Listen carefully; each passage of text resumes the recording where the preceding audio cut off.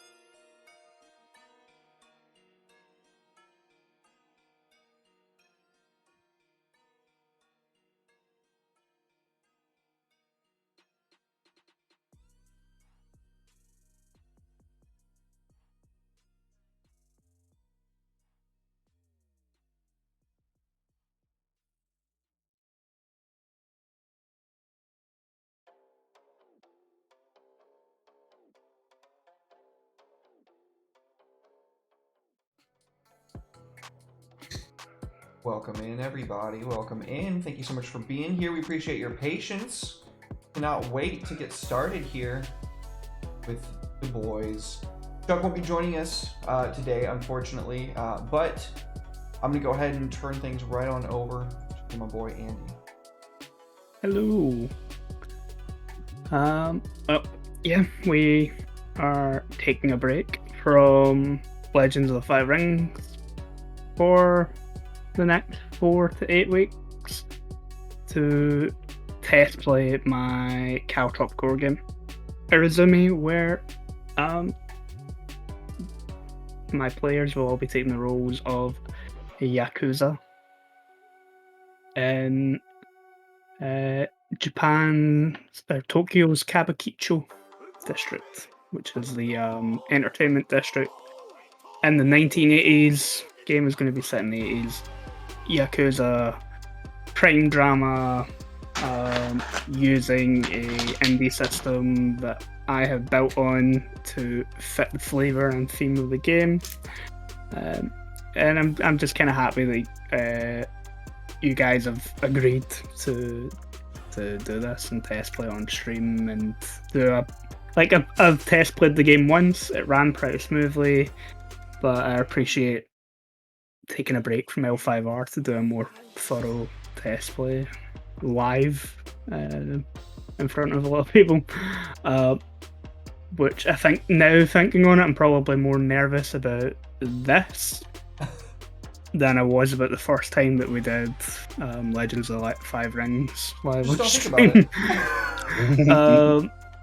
I will try not to think about it. But first thing I want to say is, like, Derek pulled this overlay together pretty last minute, and I think all the neon lights and stuff just look really, really cool and awesome. Thank you, man. Appreciate it. Yeah, it's gonna be fun. Okay, so I have uploaded the PDF, added a section to our L5R Discord channel for Irezumi, where I've uploaded the PDF for the game and the fillable character sheet for all of you. So yes, I got it. If you haven't already downloaded them, then download them, get them loaded up, and we will go through character creation. This is going to be a session 0, might be a fairly short session. Character creation isn't too difficult, but it then gives us some time that we can maybe talk about the game and flesh out characters a little bit more. Get an idea of what the game's all about. Okay. Telling you guys to open the PDFs and stuff now that you have. I've got it open, yeah. I've done I that. got it open. If you get a game set up on Roll20 for this, Andy, I don't think I've got the invite yet. Yeah, the link is in the same place as the PDF and character sheet. Got it. All we're really using Roll20 for is the dice roller. Cool. I just dropped the... I didn't like having the white middle part of the Roll20 screen, so I just dropped the big picture of the sort of archways that lead into Kabukicho. Just so the screen wouldn't be so bright for me, because I've got Roll20 on dark mode.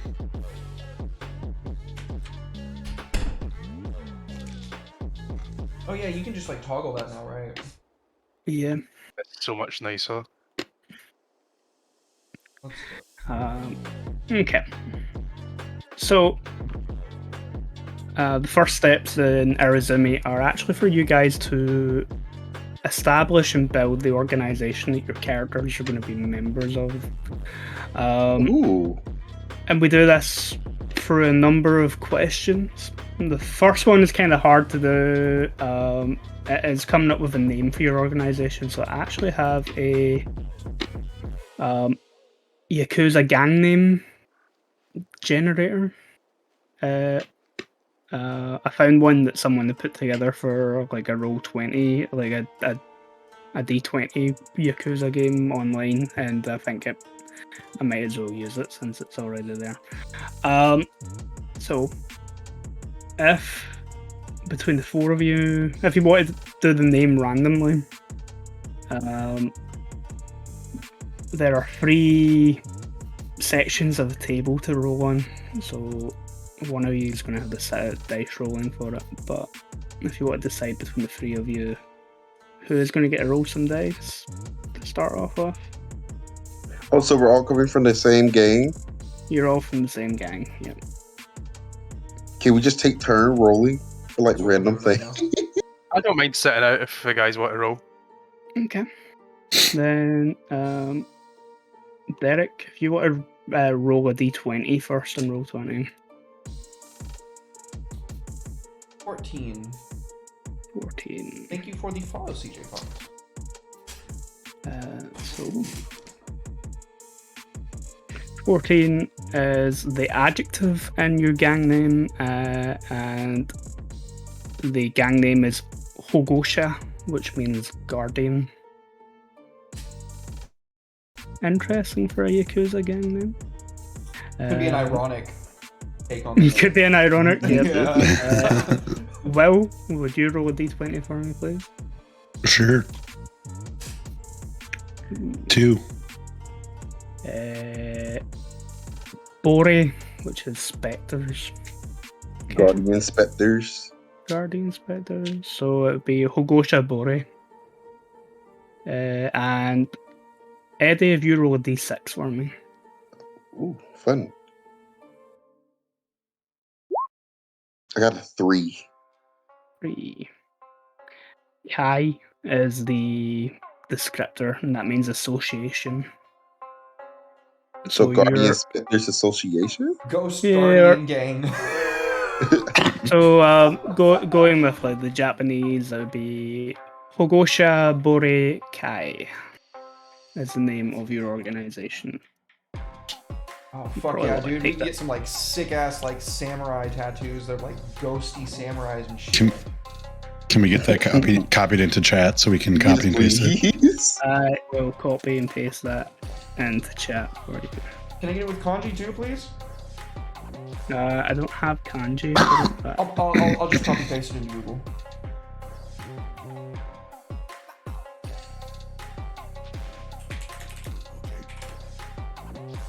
Enjoying this music that's playing. Andy Yeah, Right? it's so good. It's just yeah, feeling it. like the Japanese lo-fi hip hop stuff. Yep. Okay, I'm actually going to pop up the character sheet as well.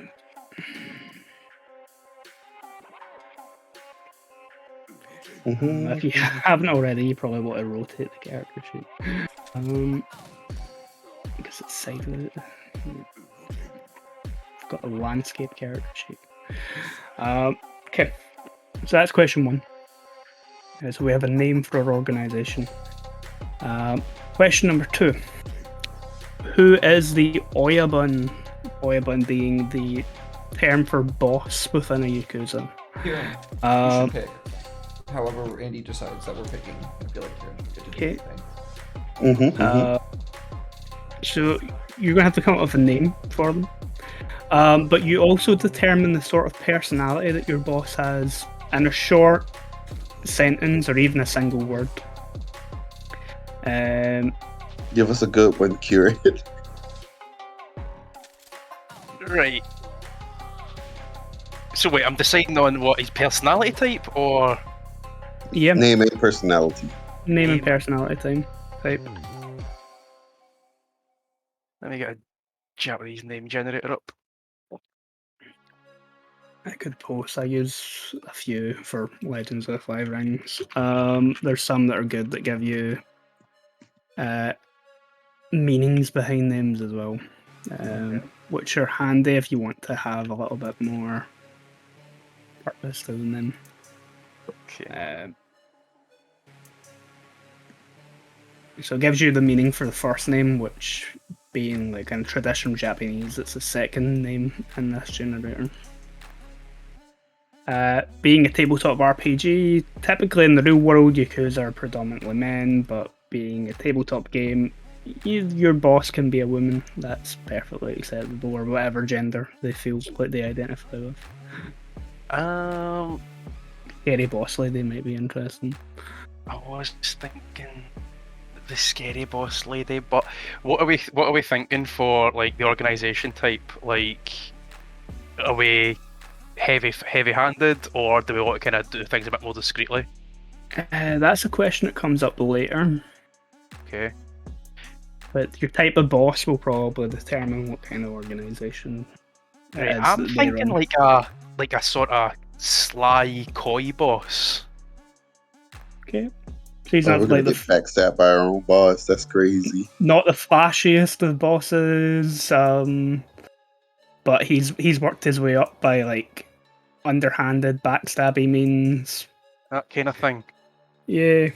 So the way Yakuza families tend to work is there tends to be a large organization, but it tends to have smaller organizations that are associated within it. And so the head of the larger organization usually comes from someone within one of the smaller organizations. So what you tend to get happen is once the boss of an organization dies, a lot of the bosses of the smaller families will start to kind of break away and fight amongst themselves to take over the position. So like your boss could be someone who has, climbed his way to the top in the most underhanded and sneaky way possible.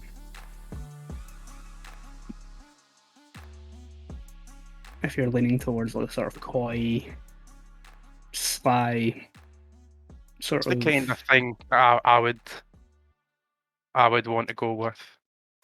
Okay. Yeah, the rest of the group okay with that. Yep. Cool. I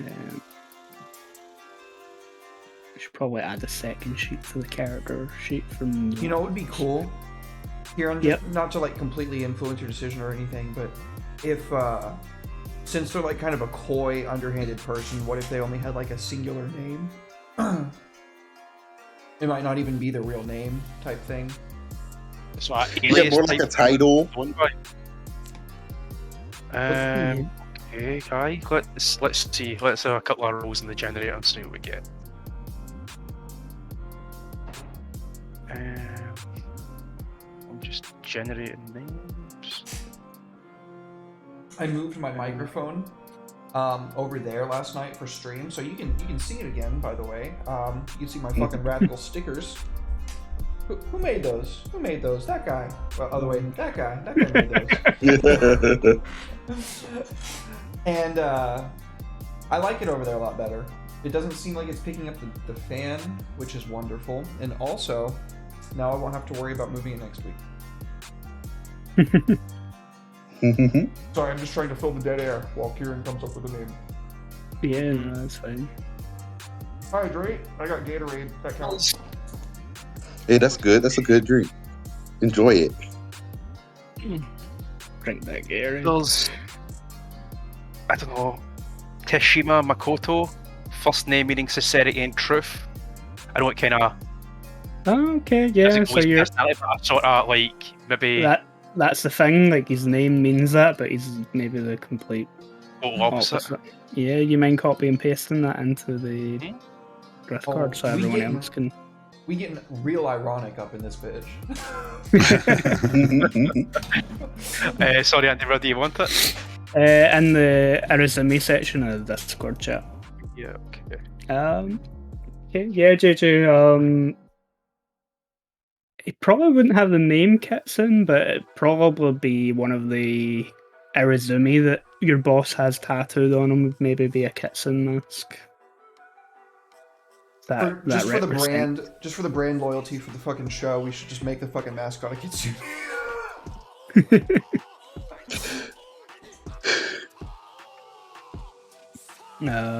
Cool. Teshima Makoto. We stand Kitsune. Here's your boss. Yep. Cool. One of the other traits that you have to determine about your boss is what traits does he like his subordinates to have? What is a trait that he appreciates his subordinates to have? One of you guys want to do this, but No, it's still you, Kieran. Finish Still it me. out. You can pass it to Derek. We'll go around in a circle like that, like a starter with Derek. We're going clockwise. Discretion. Okay, yep. Chickadee is suggesting discretion. Yeah, I like that one. See. So, where should I be pulling from for this? It's up to you. It'll have an effect on you as players and your interactions with your boss. Whether you oppose the sort of characteristics that he appreciates, in which case you're going to probably be at odds with him and the organization at point. Or if you lean into those things, in which case you'll probably find it easier to climb up the ladder. I like discretion. I just want to tack on to that, like, professional, discreet. Okay, so discretion, professional discretion. Okay. Cool.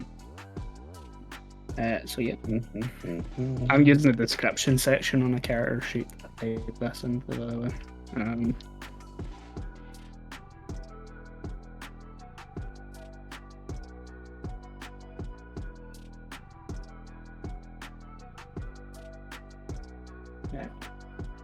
gonna give a big shout out to Chuck for designing the character sheet for the Chuck, game. Chuck.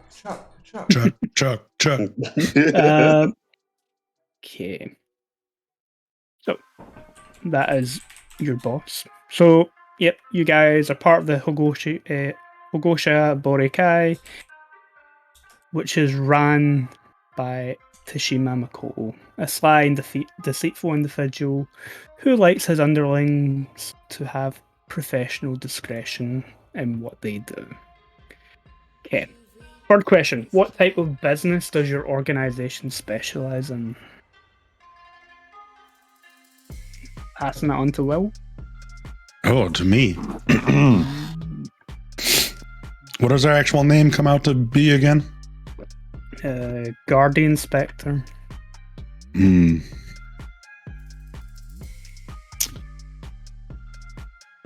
That's so tough. We couldn't make it make sense. Do cybercrime security. Cybercrime security. And the 80s might be difficult. Oh, yeah. Yeah, that's fine. But we'll do security though. We can protect businesses. From us. Yeah, so you're... We'll quote unquote protect businesses. You know what I'm saying? Protection is your. Let's do the Spectre part. Is like they don't really know that we're there. That's how good we are. Ooh. You discreetly keep your eyes on other businesses. Yeah. Okay. Very good. In exchange for money, money. Oh yeah. Extortion racket, basically. Yeah, that's what I'm saying. Hell yeah. I was spelling it out for the chat. He's being discreet about it. Yeah, I was being professionally discreet about it. My bad. Okay. I'm gonna be bad. I'm not gonna be good at this Mr. game, guys. Takiwala, you make sure that nobody else opens a business on this street and you don't pay us our fee for protecting your business. Gonna put a bet on to see how quickly Derek loses a pinky part of his Oh boy. Okay, so yeah, discreet extortion of businesses. Mm-hmm. Sounds good.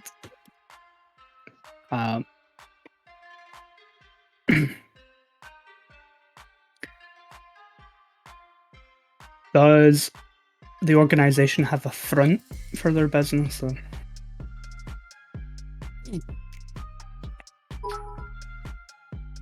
I was thinking like a sort of like arcade type thing. Like they are quite popular in Japan. Loads of like teenagers, delinquents kind of hang about them. It might be something like maybe we could use to either get information from them, or we can get them to like basically give them like pocket change to go do like odd jobs for us. Do the dirty work, Corey. Yeah.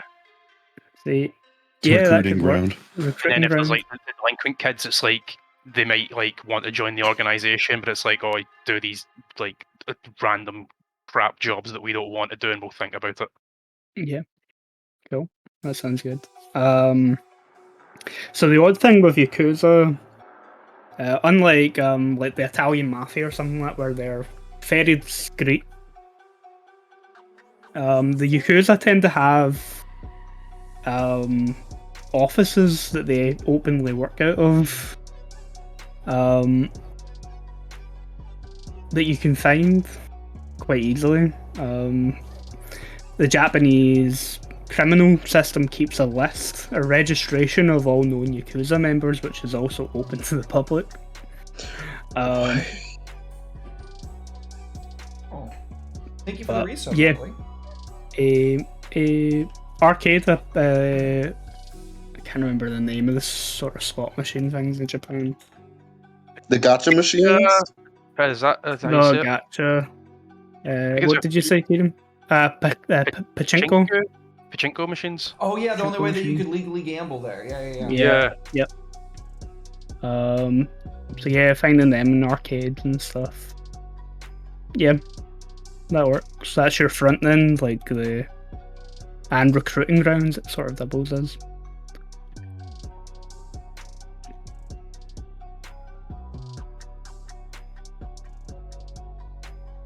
We can also just like, hey, you really want to play that next round of Pac-Man? Go fucking throw rocks through this one guy's shop. Here's some fucking yennies. Here you go. Yes. Old wanna be habits a die real hard. Real dick about it and make yourselves look good. You go get a bunch of kids, smash a window, and then you go beat their ass to make it look like you're doing your job. Yeah. I mean, that's what we do. Yeah. Next section is what is the organization's main reputation? Examples are they known for violence and brutality, modern thinking, being skillful con artists and being able to manipulate others? Do they have a reputation for maybe being party animals, excelling in subterfuge? You guys get to pick a main reputation for your organization. This one has a minor mechanical benefit, and on your character sheets you might notice that you have those little dots for Giri and Ninja. Mm-hmm. Ninja is when you let your own personal ambition sort of get away from you. That's your When ninja way. bad things will happen to you if it gets too high. But the first time in a session that you guys would gain a point of ninja for performing a task that fits within your organization's reputation, you can ignore it.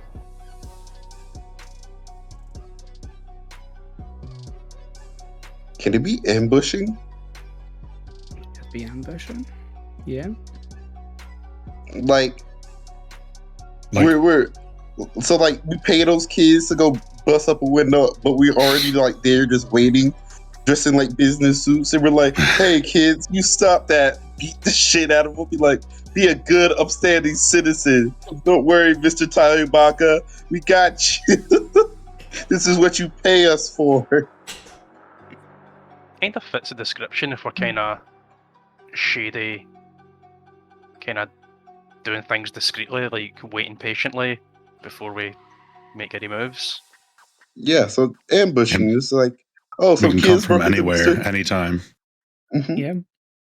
Yeah. So on your character sheet there is a section for reputation, and it is ambition. So every time I try to type something into the character sheet, it tries to put it in sideways.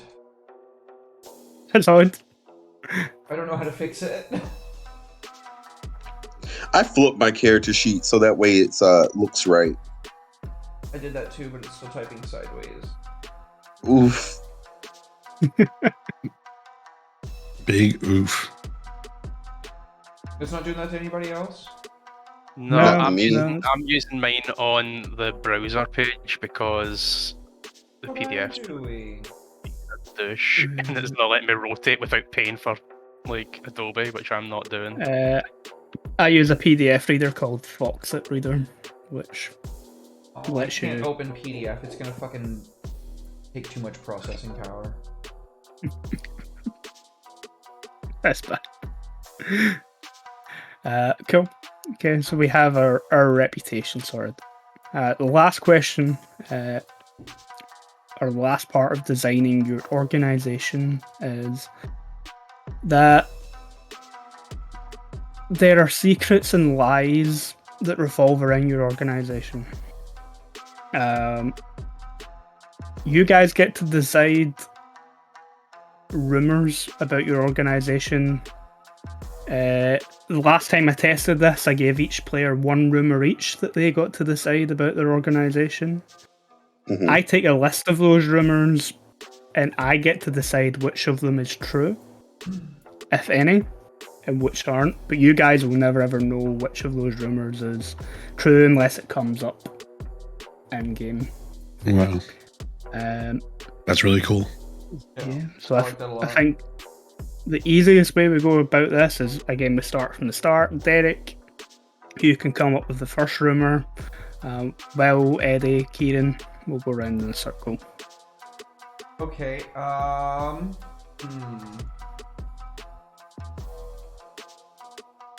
I think the first rumor would be that shit, I have to start and I wasn't ready for this. You can pass it on. Yeah, You I'm gonna can pass it on. Come back to me. I'm still trying to get. Oh the well, sheet I working. also got to pass. Whoever I've got one. has one, just go. Okay, bet. Okay, keep- So keep- first Oh, rumor. Eddie's got one. What First if, rumor. what if there's a rumor that we deal in human trafficking? Damn it, Karen! I was just about to say something like that. Okay. Deals in Okay. human trafficking is one. Okay, the add-on to Kieran's, we have a teenage prostitute ring. Teenage prostitute, Jesus. Ew. Yeah. I hope that one's not true. Teenage prostitute ring. Since we're catering to like kids at an arcade, I was like, who's the quickest people we can kidnap? I don't know. If Young this is gonna guys, break- young girls. Nah, we can't do that. That's gonna breach TOS on Twitch. We can't do Oh, that. is it? Okay. Right. It is. Fuck. Just Pass take it the on. teenage out of it. Yeah, just take the teenage out of it. We're fine. Yeah. Prostitute ring. There we go. Then yeah, prostitute ring. Yeah, it's the teenage part that Twitch has the issue from. Curse you, TOS. I mean, I'm fine with TOS in this regard. It's, Thank you, TOS. What do you mean so specific? Thank you, I was like, for keeping our kids safe. it was literally just like a train of thought. It was like, we're at an arcade. That's our business front. Who is the closest age group that we can physically get our hands on discreetly? Children and sell them at the sex trade. Teenagers. Young adults, dude. Young adult men. I mean, it's like delinquents. Like they start as teenagers. They're used to going to the arcade, and then by the time they're young adults, they're like, "Well, I'm already at the arcade, and I've been hearing for years that you can just go to this one stall and like knock 3 times, and then they'll like open up a secret section that you can go to when you're over 20." When you're over 20, Eddie. When your age is higher than 20. Yikes. No regrets. No regrets. That's no all regrets. I'm saying. Like, we put a content warning that Irezumi is a game of violent crimes and criminal organizations. I just remembered. Amy's nephew might be watching tonight, and he's like 7. Good. Good. he's just had a harsh reality lesson in life. He's speaking up, so He already had that lesson at 7. Okay. Derek or Will? Eddie, you alright? I think Eddie's dying. Uncle, what does this mean? Don't mind me. Just go on. Oh God. He knows not to ask what the big words mean. okay, I finally remembered what I was doing. Got the character sheet up and running. Will, could you go while I'm doing this, or Kieran, one of y'all? They already went. I was thinking maybe there's like a certain political person that there's a big rumor we have some dirt on or something. Okay. The rumor is we have dirt on a local political member. Yeah. By the way, my voice is shot. Okay. Lemon tea with honey. Hot. Yeah, it's been a few days. I had a sinus infection. Oof. Ooh. Yeah, Derek, last rumor is yours. I think that the leader killed the previous leader through like illicit means to usurp their position.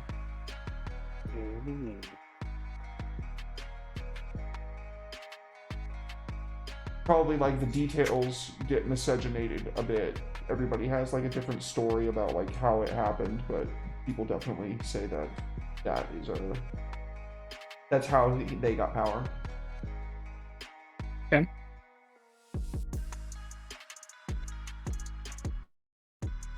So, and then that is your organization built, and it's time to create your individual characters. First step of character creation for Irezumi is coming up with a concept for your character. That could be a single word that describes what kind of person your character is, or a short sentence to describe who you are and what you do. There are a range of things. You could be a street thug, con artist, pickpocket, nightclub manager, a bouncer, a host, any number of things that you can think of that sort of sum up what your character does, short and sweet. Everything just deleted off of my character sheet. You press the square in the top left. Yes. That's Is why. that what that does? Oh. I was wondering what that square did. Oh, that hurts me so much. The square. So Andy, what our character does for the organisation? Yeah, it could be. Yeah, it's just something to sum up your character in a short sentence. Yep. So my character is going to be a messenger runner for the organisation. Okay. And he is also half Japanese, half American. Cool. Yeah, so in your concept, got half Japanese, half American, messenger, courier, or whatever for the organisation. That works.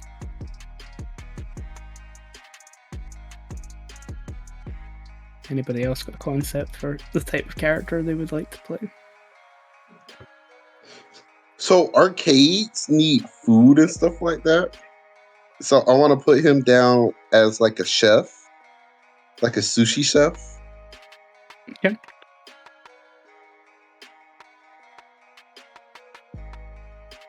So like it was like I imagine like the arcade. There's like older people come and go, so they stop by to get food and stuff like that. So it's a Would there be- gambling Yeah. place. So probably not your classiest of clientele. But yeah, you could be like you get those stalls and things like that where you like street food sort of thing. Mm-hmm. Oh, what's the But you what's see- the fish thing? Is it takoyaki? No, takoyaki's Those there. are octopus balls. Yeah, what's the wee like it looks like a fish. I don't remember. Sushi? Like a wee it's not it's like a wee pastry fish type thing. Fish bread? No. I can't mind it, doesn't matter. It's like The street fish bread. It looks like it's bread, but it's fish. It's like a sweet red bean filling. Oh yeah, yes, Um, that is the one. That is the one.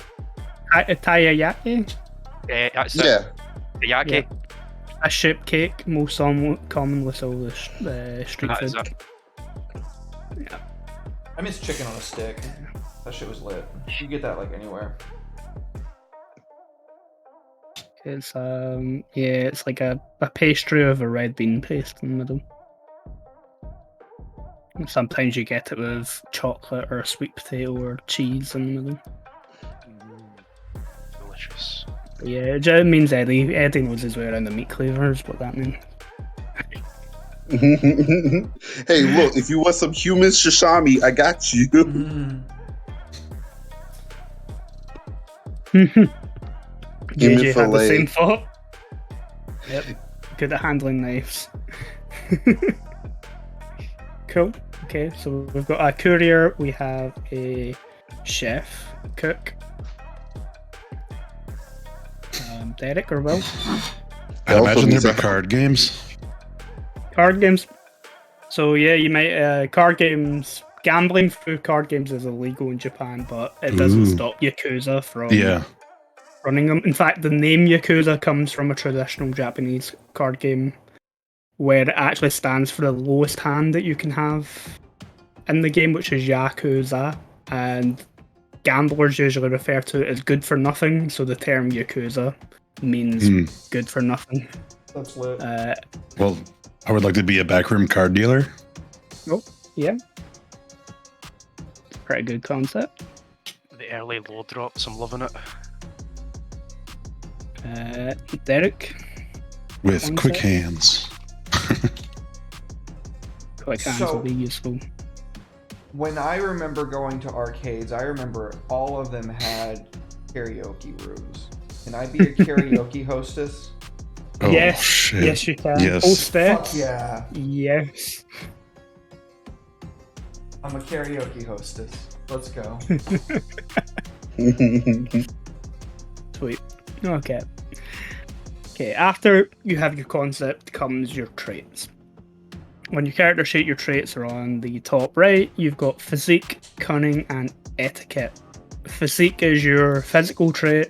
It covers pretty much any physical activity that you'd want to perform. It also determines your starting health points. Cunning is your character's raw mental intellect, wit, willpower used for mental activities. It determines your character's fatigue. And etiquette is your character's social ability and approachability, and it determines your character's composure. You guys need to determine which of the three is going to be your most important, second most important, and then least important. Your most important trait will start with a rating of 4. Second most important has a rating of 3, and then your least important is 2. Easy peasy. 4, 3, 2. Cunning, etiquette. Or- Excuse me, etiquette, cunning, physique. Okay. 3, 4, 2, cunning, physique, etiquette. Okay. I'm a chef. I don't really need to be cunning. So I will be 4, 2, 3. Cool. I'm going 2, 4, 3. Cool. You guys started. So what those are is that's how many d4 you will roll whenever you need to roll given one of those situations. That's nice and straightforward. Step 3 is where it gets complicated. Each of your character will start with a tattoo. Your Irezumi. Your first ones are typically somewhere like your arms or legs. The Irezumi, the list of them starts on page page 20 of the PDF. Some of the designs will have a major and minor element. You're choosing one or the other. Some of them only have major elements, some of them only have minor elements. There's a few that I haven't figured out the mechanics for yet. So they're not represented. They're listed, but they don't have any mechanical benefits just yet. When you're picking your Irezumi, you're picking one major element. It's one design that is the major element and one design that is a minor element. And those will give you mechanical benefits. And they should also represent who your character is. I'm really leaning towards Jorugoma at the start, the Spider Demoness. Reroll 1 dice from an attempt to seduce or charm another, and then also +2 damage from discreet weapons such as knives, garrots, and poisons. But I'm gonna keep looking. Full disclosure, I edited this book, so I know a good bit of what's in here. Yeah, cool. Yeah, Jorogomo sounds like it'd be a good one. As a major element as well, those are all really good things. So, question. With the crane, rare among Yakuza, this tattoo is the only way a character can end their winter season without tragedy. Yeah. So, for anyone who hasn't watched a Far Eastern crime drama, or any crime drama, they always end badly for the main characters. They go to prison, they get off by their own organization, something bad will tend to happen, something tragic. So this will go great with my character name. So my character name is Kazui Sato, which means sweet memories. Cool. Yeah. So in Irezumi, it's broken up into 4 seasons. You guys are all making starting characters. You're in your spring season, so you're quite young. You're at the start of your career as Yakuza. By the time you get to winter, which is the last season of the game, so every season, kind of think of it like a level. You get new tattoos, you get to do some stuff that gets you other benefits for moving into the next step of the game. The final season, you guys should be thinking about how you want your characters to go out, how you want to your character's career is going to end, and it should be something quite dramatic, quite tragic. If you choose the crane tattoo, that generally means that you're lining up that you want your character to have a happy ending at the end of all of it. But you don't get a cool power for the last season. But yeah. I'm fine with that. It fits his name. Cool. Yeah. So I'm gonna take Crane and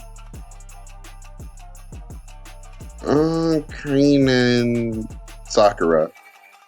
Okay. So a Sakura tree and Crane. Yeah, that sounds good. So Crane is the major tattoo, the Sakura being the minor. Yeah, so you'd probably have like a crane tattoo with like branches and sakura petals sort of moving around it, maybe tattooed on your arm or your legs or something like that. So for me, the crane will be flying up his arm into like a bunch of sakura petals. Cool. Yeah, that sounds pretty cool. You can even write that down in your description as well. Oh yeah, I'm already heading you. Yeah. So like you've got those boxes. The 8 boxes underneath Giri, Ninjo, your health fatigue and stuff, that is where your Irezumi go on the character sheet. So you've got 8 boxes, which is enough to have all of your tattoos for all 4 seasons of the game. And there's a decent amount of space there to kind of fit what the design is, the bonuses for it, and things like that. So I think I'm going to be picking... so again, it's one major and then another minor. Yep. Okay, so I'm picking Jorigomo, the Spider Demoness, for the major. I already said what that does. And then for the minor, I'm taking the Kitsune, which is +1 composure damage for seduction. Cool. Yeah, so you're leaning into that seductress role. Yeah. Cool. A modern day geisha. Yeah, so that could be something like the tattoo's mostly the Jorogomo, but like the spider demon herself could be wearing a kitsune mask or something like that, and that is the minor. Yeah, I think it's probably like taking up my back, and like some of her arms are expanding out like down my arms, and then the rest are like going down. Yeah, kind of reaching round across the shoulders. Yeah. Cool. Kieran or Will? of having a look just now. I've got a couple I'm kind of looking at. So is there a benefit of like taking one of the elements that are blank?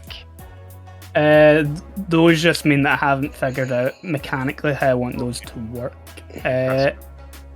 There's a meaning there for the tattoo, so if you've got an idea of what they could do, you probably don't at this point, probably take a few sessions of playing the game. But if we get to the next season and you're choosing your next tattoos, if any of you have ideas for how some of the blank ones could work, then I'm happy to kind of work with that and see how that plays out. Dibs on Like Geisha. the dragon and stuff. Yeah, Geisha or Geisha's dragon. Yeah.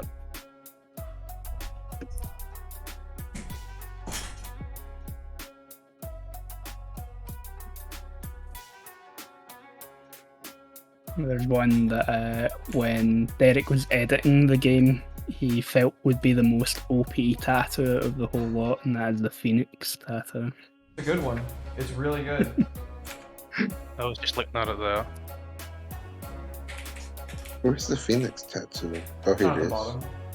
So that nobody will pick it.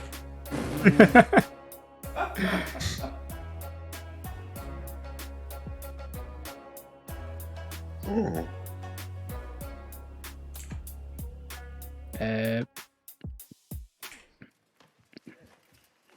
Yeah, Geisha's a Tengu. bad bitches. Tengu. Tengu mask Okay. Tengu mask. is my major. Yep. You may reroll 1 failed dice on rolls involving disguise or lying about your identity, and you do 2 composure damage when you're trying to tempt people into indulging in their faces.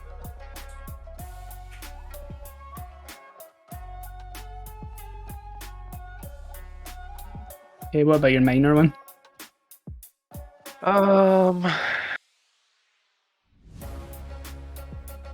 Thinking maybe the peony. Yeah. Wait, the how does fatigue work? Is that like your health or not health, so- fatigue? How would the fatigue work? You technically have 3 health pools. Health is your physical health. That's how much of a beating you can take. Fatigue is your mental health. Your stress levels. And composure is your social sort of health mechanic. So once it is depleted, you might start to snap at people or not act appropriately for someone of your station.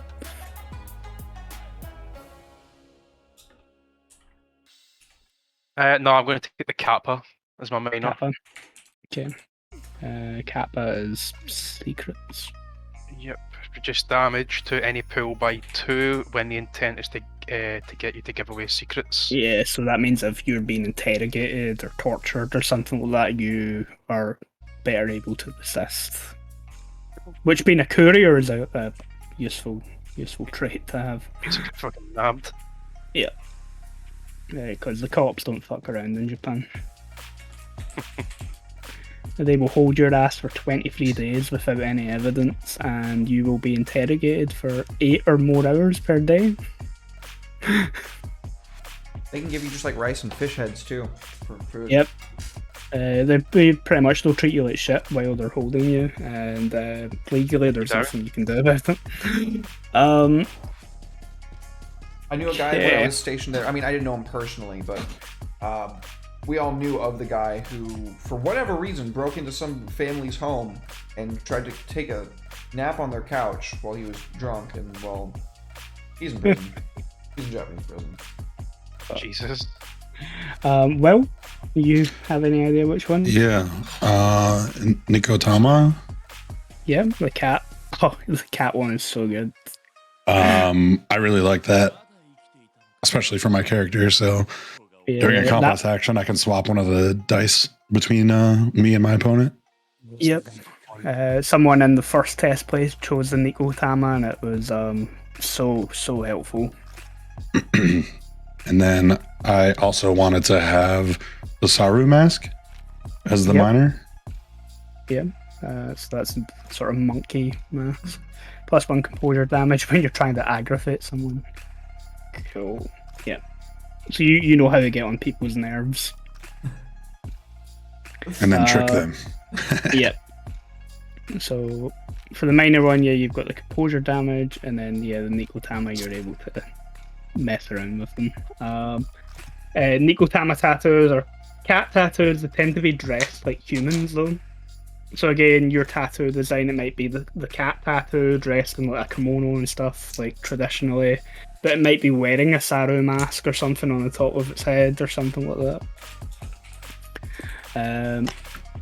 But yeah, cool. So you've all picked your first tattoos. Thank you for the follow. Appreciate it. Then we have points. So these are your health pools, essentially. You've got 3 pools of points: health, fatigue, and composure. I've already explained what they do. They're pretty much determined by your trait, plus any bonuses that you might have got from your Irezumi. How they tend to work is they are equal to 4 times the associated trait. So if your physique is 4, your health will be 16. If your trait is 3, then it will be 12, and so on. You're just timesing whatever your trait is by 4 to get your health pool. So with the +1 to all resistances, where does that go? Does that get added onto that? It doesn't get added on. No. Resistance is reduced damage that you take by that amount. Oh. Okay, so you said it's times what again? Times 4. Times 4. Yeah. For all of them, right? Yep, for all of them. Cool. So whatever trait is above it, you just times it by 4, and that is your pool. And what did we say for the reputation earlier? So I can type that in because I didn't know. Ambush. Ambition. Cool.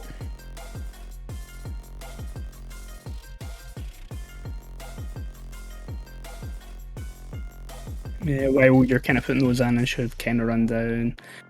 So health, I said, physical injury, it can be recovered through medical care and rest. Fatigue is your mental. It can be recovered by rest and recreational activities.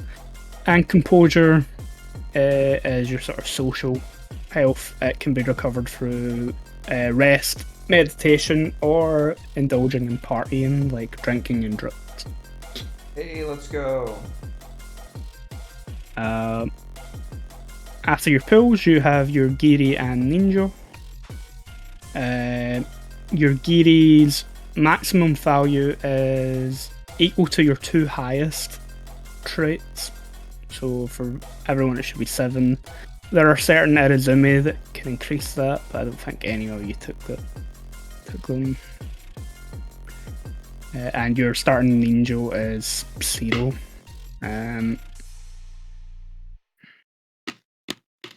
So sorry, like the Giri is, by that you mean is it you're 3 and you're 4 added together?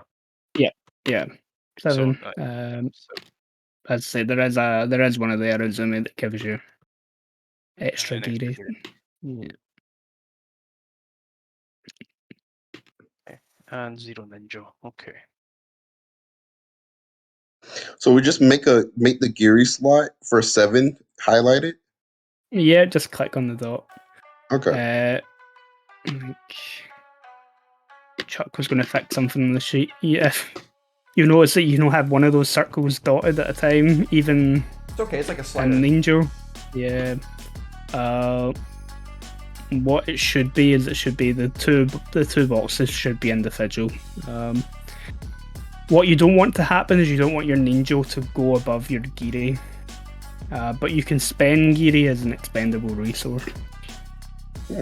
And we'll get into that when we're playing. So it's like pretty much don't put yourself over the organisation type thing. Yeah. Okay. Again, as you go through the seasons, you get a little bit more leeway with it. So you guys are in spring, so you'll notice the pink key on the character sheet, and then there's the 4 kanji that are next to it. The bottom kanji is the kanji for spring, so everybody can click on that and tick it, because that is the starting point. I got my full pinky. But for every sort of season that you're in, you're allowed to go that many dots over your giri before the organization will make an example out of you. Don't fuck up early.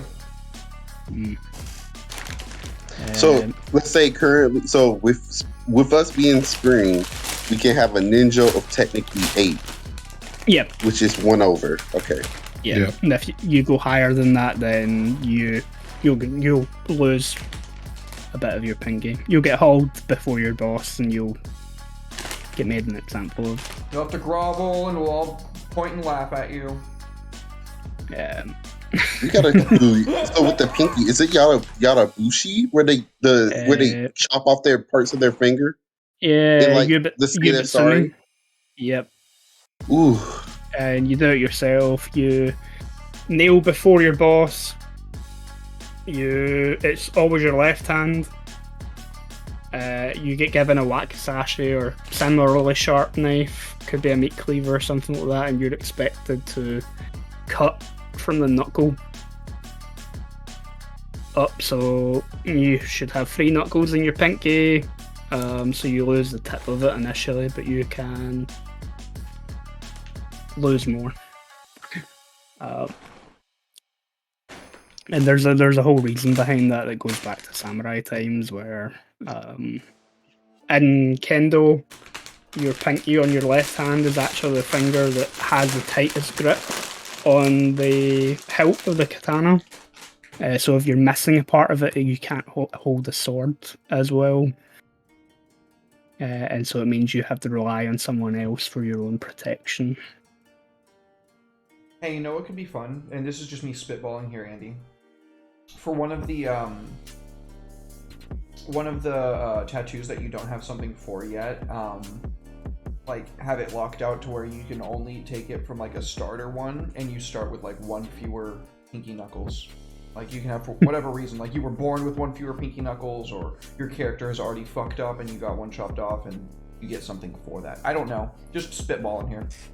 Yeah, it can be pretty fun. I like wild advantages and disadvantages like that. You know. Which one that would fit?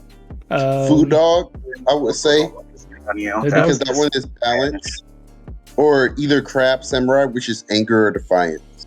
Yeah, I was thinking the crab samurai. The Haikagane, yeah. I don't know if you've ever seen one of those tattoos. They're pretty weird looking. It's like a crab with a samurai's face on it. That's awesome. But yeah, they are angry and defiant. So that would actually make sense. Where, yeah, your character's already been defiant. So you start off with 1 less slot, 1 less pinky part. You've already had a bit chopped off, but you get... Oh, you get more leeway with your ninja. Maybe. Yep, people already expect it from you.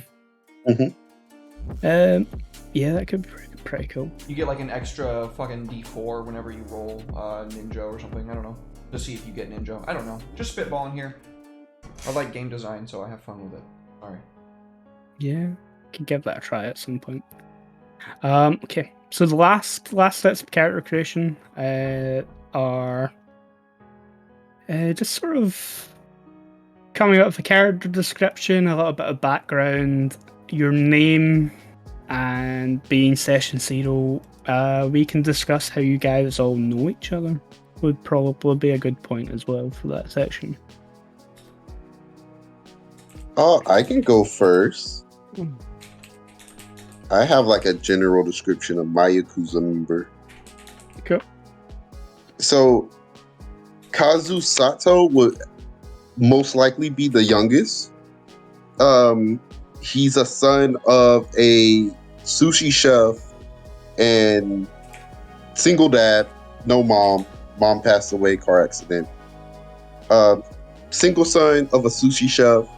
And so in order to help his father around the house and whatnot, he started getting into gang activities, started, making food for gang members. And they were just like, I like this man. He knows how to cook. He makes quality sushi for like dirt cheap. I like this one. I want him. And so that's how he got initiated into the gang. He probably would know the guys from giving them quality sushi. Just like, hey, try this. Tell me how this tastes. Set a plate in front of them. Cool. How does he look physically? Let me get back to you about that. I would say that his hands has multiple cuts on it from like practicing his craft though. Like multiple cuts on his hands. And it's like he always has like 1 or 2 bandages on it because of like a new scar because he was trying like a new technique or something. Tope, 5 months, dude. Thank you so much for the resub. Much love to Tope, dog. So good to see you, homie. Cool. Yeah.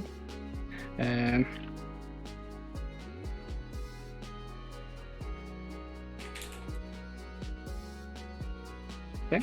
Anybody else got a name, a little bit of background? Yeah, Derek? Kitamura Kiyomi.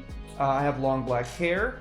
I am very pretty and very deadly. My big brother was an enforcer for the organization and took care of me after our parents died. But when my brother Toshi crossed the gang one too many times, he was disappeared, and I went to the only place I knew for work. After a few years of being a hostess and what have you, I've been promoted to a more prominent role in the gang. Okay.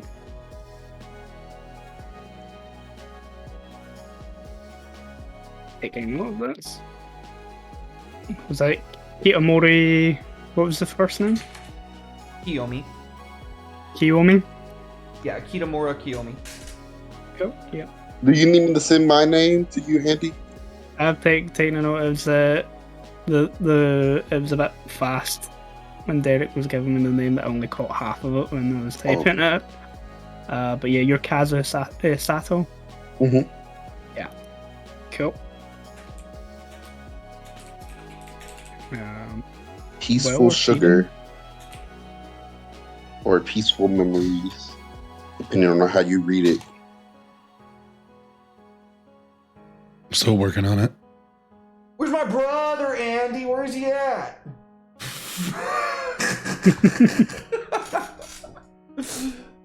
He was chucked by Joe. He's gone. Oh, fuck.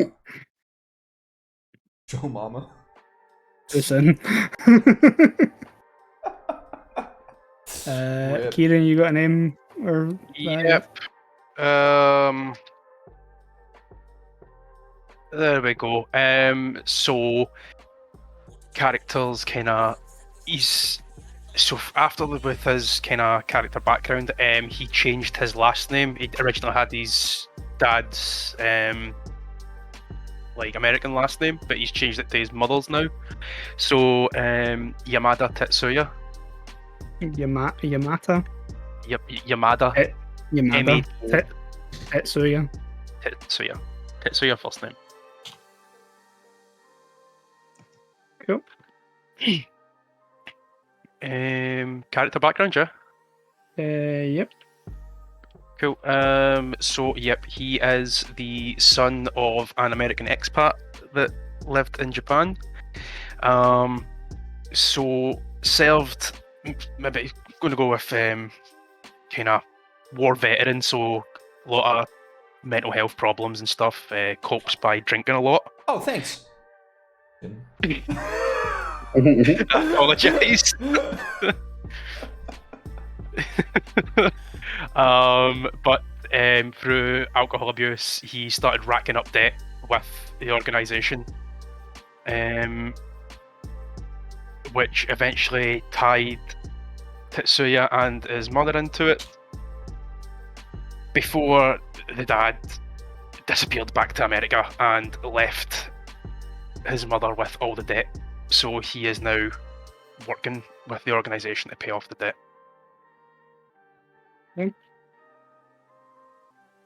Cool. Well, I got Kaba Yukio. Kaba Yukio. Yep. Okay. Kaba Yukio. Basically, was like a young and skinny kid just trying to make it in the world by himself. Was pickpocketing people, got picked up by a gang member, after showing a little bit of skill with it. Basically, like adopted into the gang. Coming of age, learning card games, learns how to run a table well. But now he's like, I'm going to find my real place in this gang. Oh. Like, because your voice is shot, it sounds so much more sinister. And I'm just like, what type of cards is he throwing out? That gravel going down. Yep. It's much better than yesterday, believe it or not. That's good. Glad you're feeling better. Okay. So let's bounce ideas on how you all know each other.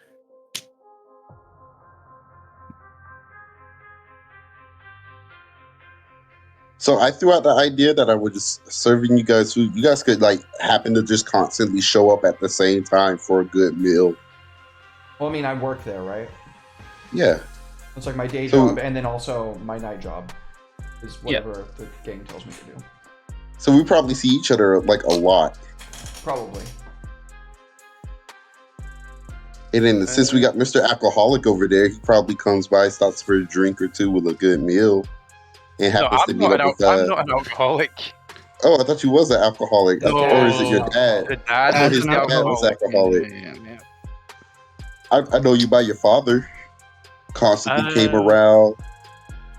Me and Derek probably saw you. You're the youngest one, so that probably doesn't track with time. Oh, you're right. You're the youngest. I was going to say I could be doing like sushi deliveries. Yeah. I was thinking like just getting those through being in and out constantly, just kind of dropping things off, picking things up, and. So is Eddie like underemployed? He's like a classically trained chef that works in this like shitty arcade restaurant. So he's like making like professional quality sushi, and then Kieran's like running it off to like the actual mob bosses and stuff. Is that what's happening? Like, and that's what I was. I thought like, I'd be That's what I was thinking of. So there are like there's obviously a hierarchy within the Yakuza.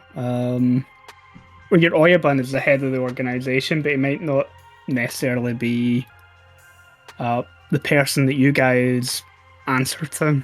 I'm fully prepared for my character to be like the bottom fucking rung. Like just purely because he's like a half foreigner. Like you guys are talking about how you probably like throw a couple of bucks towards some of the delinquent kids and stuff that come in. You guys are like only like one step above those delinquent kids. Like you are recognized as being members of the organization, but only just. Hey, I've been there before, and as far as I remember, we were still just as big of assholes to the people that were under us as the ones that were assholes to us when we were under them. So there are, a number of different sort of positions within a Yakuza family. So you've got your Oyabun, who's the boss. Your Komicho, who's the number one. The boss is number one. Wakagashira, who is the boss and number two. There are Psycho Komon, who are senior advisors within the organization. And then there are regional bosses who have their own small crews and families, which are called the Shategajira. You probably work for one of those guys, like one of the sort of underboss capos they're probably referred to in like a traditional mafia sense, who has their own crew.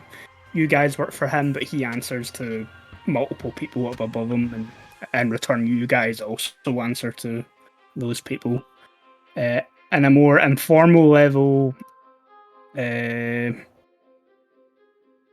have the term Kyodai, which is Big Brother, which you would refer to anybody above you in the organization.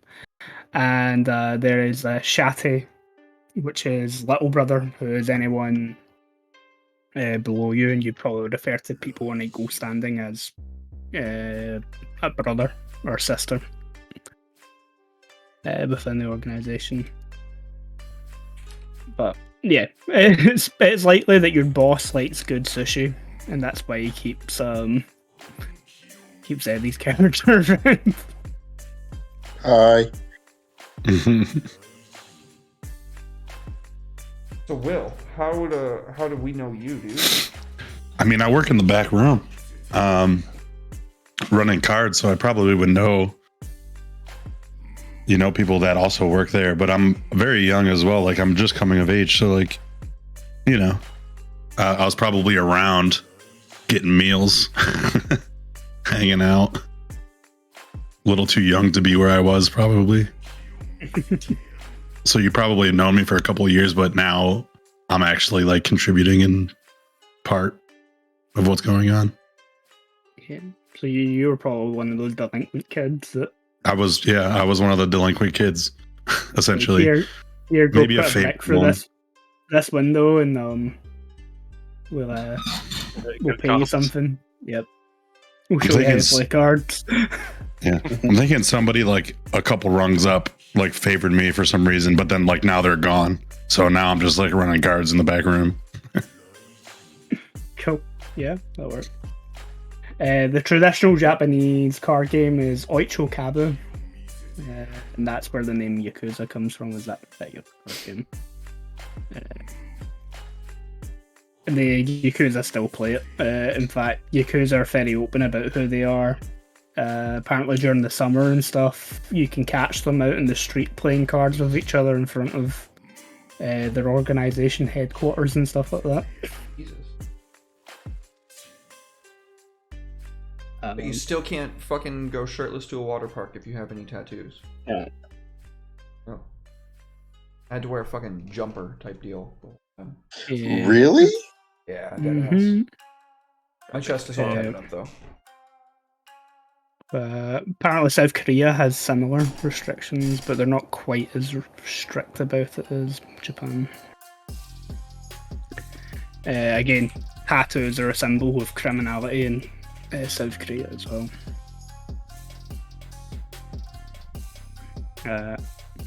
But yeah, cool. So in my head, I'm kind of picturing like you're all fairly young. You probably burst your ass off. You work late. For your boss, who probably sits in an office somewhere in the back room of this pachinko arcade, and that you probably all go to the fast food stall that Eddie's character's old man kind of runs outside the arcade, and hang out after a long day at work with a beer and some hot food, lovingly prepared for you by one of your own. Eddie. Oh, hell yeah. Like I'm just here moving my hands real fast, chopping, rolling. So what would it be, fellas? The usual. What about you, miss? Already ate, thanks. Say no more. Papa, two takoyaki. Just slap this in front of you regardless.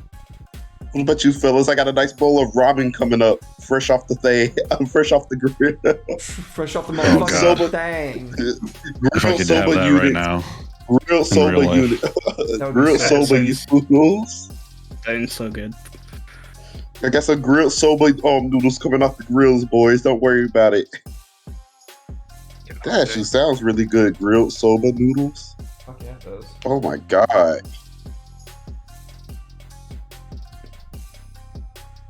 I'm like adding extra seasoning to it. Like, here you guys go. I know how you guys like it.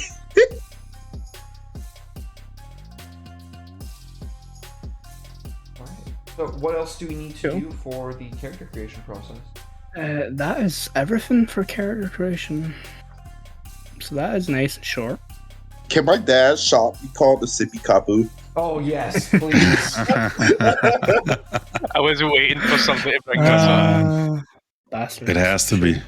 Yep. Yes. Yes. Yes. We did it. We won Irezumi. We won. The Sippy We won. Kabu lives. Irezumi won. has been won. Guys, you win. Time to pack it up. Let's go. That's the end of the stream. Did any of you guys pick tattoos that give you any bonuses to wealth? No. The one I think. Not me. Oh no, that's one of the ones I was thinking about. No. That's fine. means you're all piss poor. Sounds about right. Cool. Yep. Then I think we can take a break here. Cool. If that's good with everyone, then we'll come back. We'll talk a little bit about tone and expectations and the campaign, and then we'll do a little introductory bit of role playing. Yeah. All right. Cool. Don't go anywhere, anybody. We're going to take a quick break, and then we'll be right back with some more Irezumi.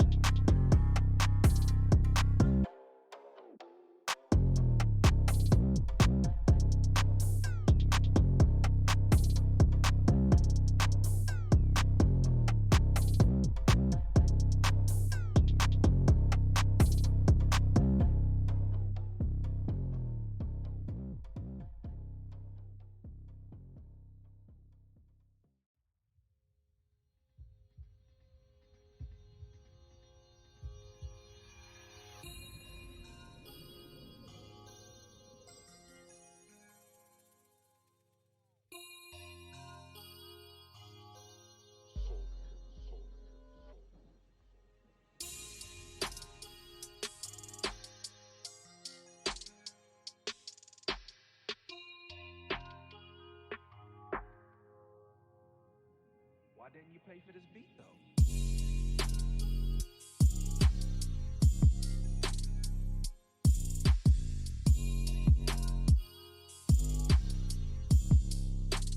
Purchase your track today.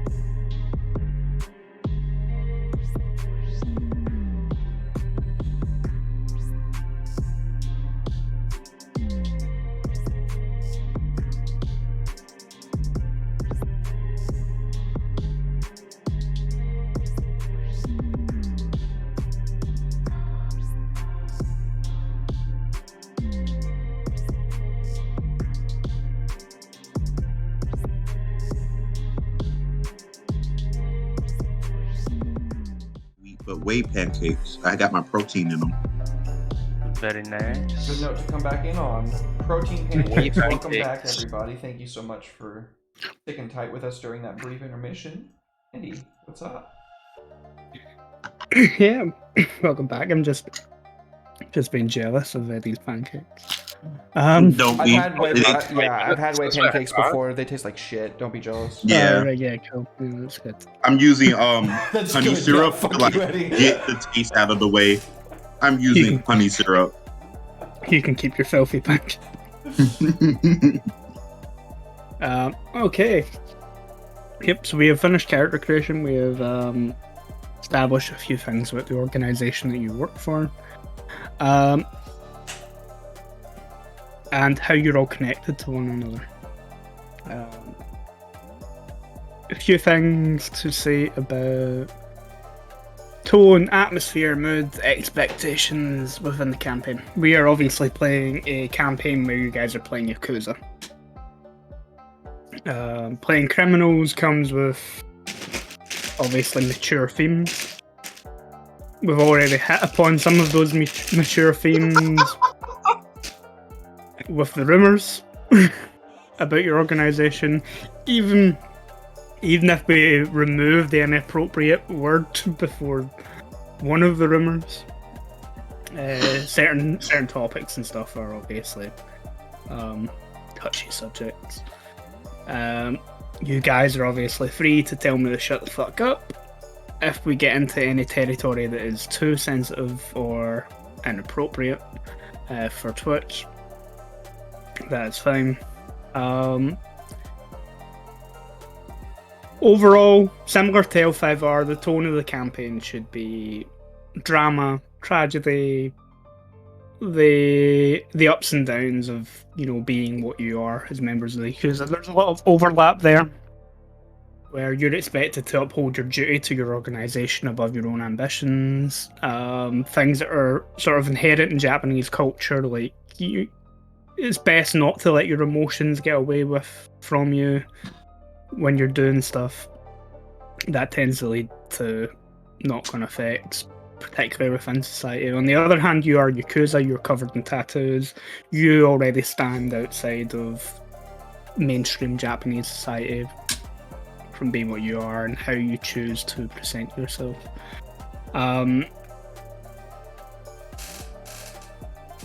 We're obviously going to be butchering a lot of Japanese terminology, or at least I probably will be. I will send you guys an updated version of this PDF after this that has a lexicon in it of some of the key terms that are used within Yakuza organizations, such as the titles of people who are higher up than you in your organization and stuff like that has those words all there, as well as some other terminology that is kind of useful to have.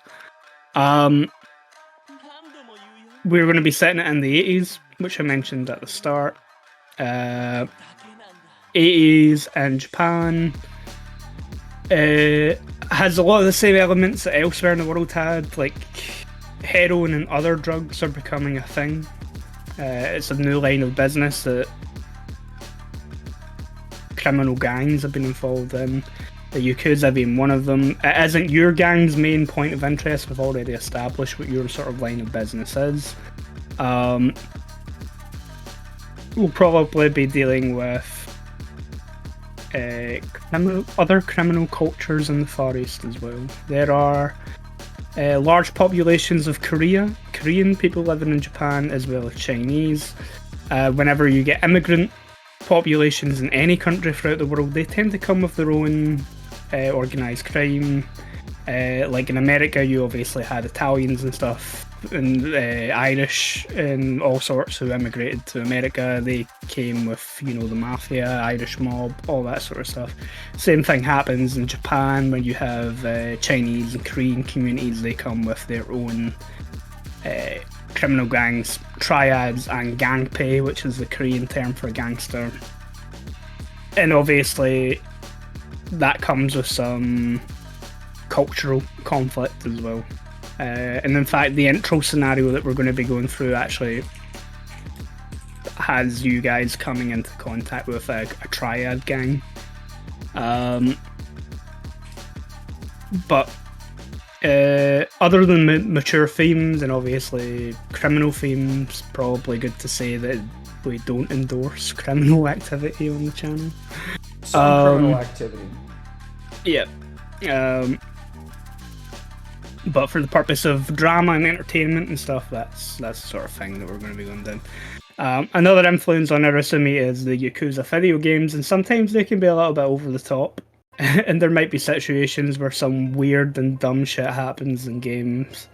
And that's all there for the good humour and fun of it. It's nice to have moments like that kind of break up some of the more serious tone that we might have in the game. Levity. Yeah.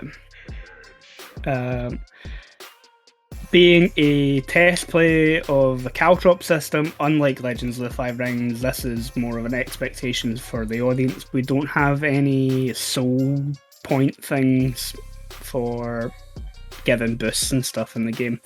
Because we're still technically test playing it, it's probably best that we don't have that, because it could skew opinions and views on how the game is actually playing as it is written. But if we ever come back to the game after we do the test play, then we might do another scenario where we would. Oh, when we come back after the next arc break in L5R, I'm gonna run Cyberpunk Irezumi for everybody, and Andy's gonna get to be a player for once, and that's gonna be great. Oh, that would be pretty cool. Yep. Neon glowing tattoos will be pretty badass. Yeah, dude. But yeah. Do you guys have any questions for me before we sort of get into this, or anything that you might want to raise that might be an issue for any of you guys before we start? As long as we don't break TOS, we're fine. Let's keep teenagers out of this, okay? Yeah. That's fair. Yep. The child beating can be implied. Child beating can be implied. Okay. Different parts of the world have different expectations on what a child is. Below 20, because that's Japanese culture. You're considered an adult before you're 20. Yeah, well, in the UK, 16 is pretty much adult. Fair enough. That's weird. Yeah. Okay.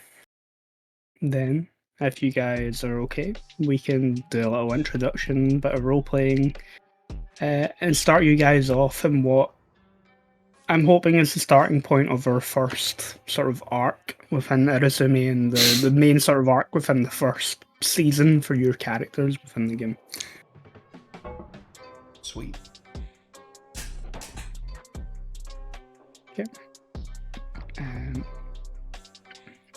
Then let's begin. It's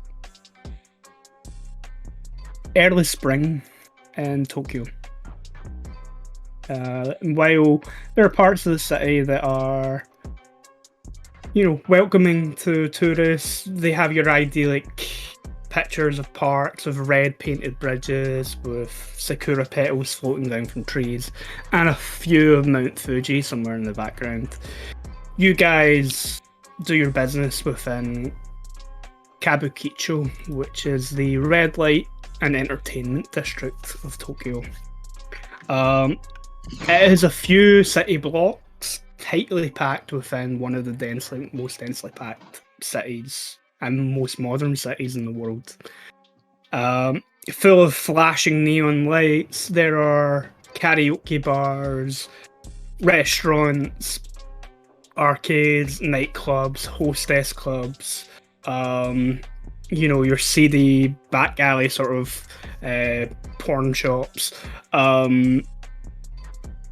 There are corner shops that sell pretty much everything under the sun. And this particular part of the city is always packed with not so much tourists from elsewhere in the world, but a lot of local people from Tokyo come here to enjoy a night out particularly at weekends. However, it is also one of the most dangerous parts of the city. Kabukicho, being the entertainment district, has a lot of opportunities for Yakuza organizations to make money. Whether it's legitimate money made up front, through legitimate businesses, or it is like your organization does, you're extorting other businesses to make your money through offering protection, or you're running back alley businesses or hidden gambling dens, prostitution rings, whatever it may be, somewhere within the seedy side alleys of Kabukicho. There is lots of opportunity to make money if you're a Yakuza. However, it does mean that there's likely to be a lot of confrontation between Yakuza organizations. And nearby there are communities of, as I said previously, both Chinese and Korean immigrants to Japan. Some of those communities have been there for a while. People have immigrated to the country during the 50s and 60s, when the Korean War was happening. Things with communism weren't going great, still don't go entirely great in China. And it being the 80s, there's been a recent influx of Chinese immigrants into Japan, particularly from Hong Kong, which is only a few years away from Britain handing over the lease of the island that they had for 100 years back to China, and a lot of people in Hong Kong at that time immigrated to avoid, being pulled into a country that they didn't feel that they should be part of. With that comes a wave of Chinese gangs into Tokyo and other parts of Japan, triads. And your organization has been having some issues with a local triad gang. Overprotection money. You guys have been asked to come to a local bar just outside of Kabukicho, where you've been told that someone higher up in the organization has a job that they want done, that they are looking for ambitious members of the organization who want to climb the ladder to take up, to prove just how loyal you are. Your captain, your older brother within the organization, the person that sort of oversees the Panchiko den that you work out of, has recommended that the four of you prove your worth to the organization as a whole and go and meet with this higher up in this bar to see what needs done. And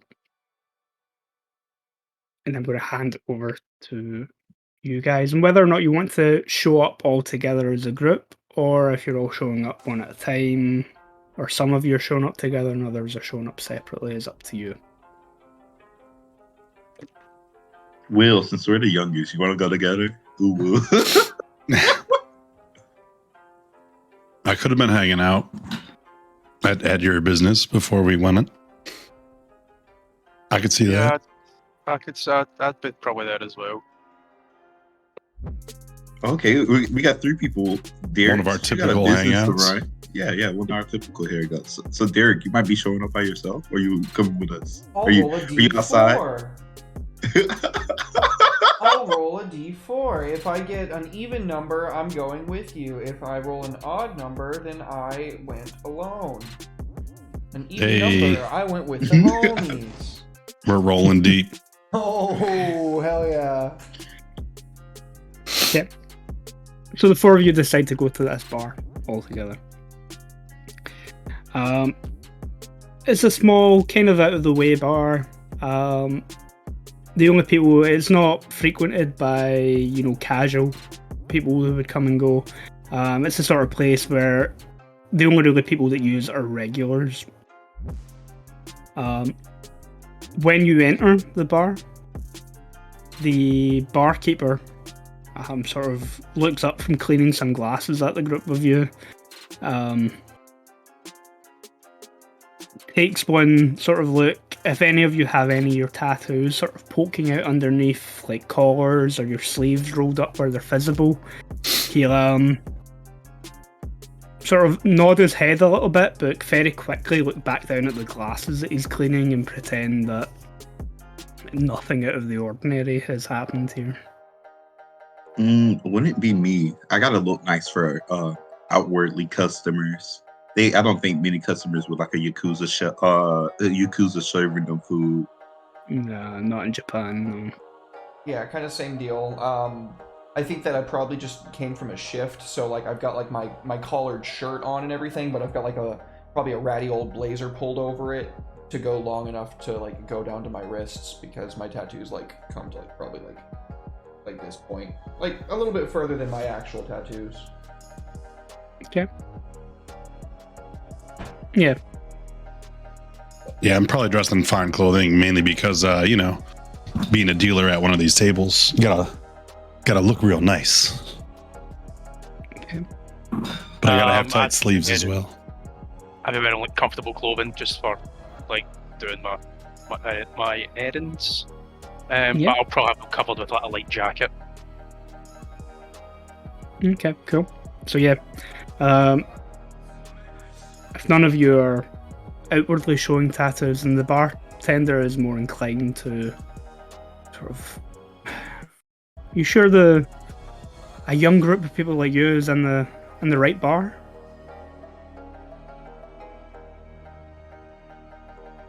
I'm not our spokesman. Derek is. Derek, you have better social skills than any of us. Can I look around the bar, like immediate area, and just see if there's anybody like? Yeah.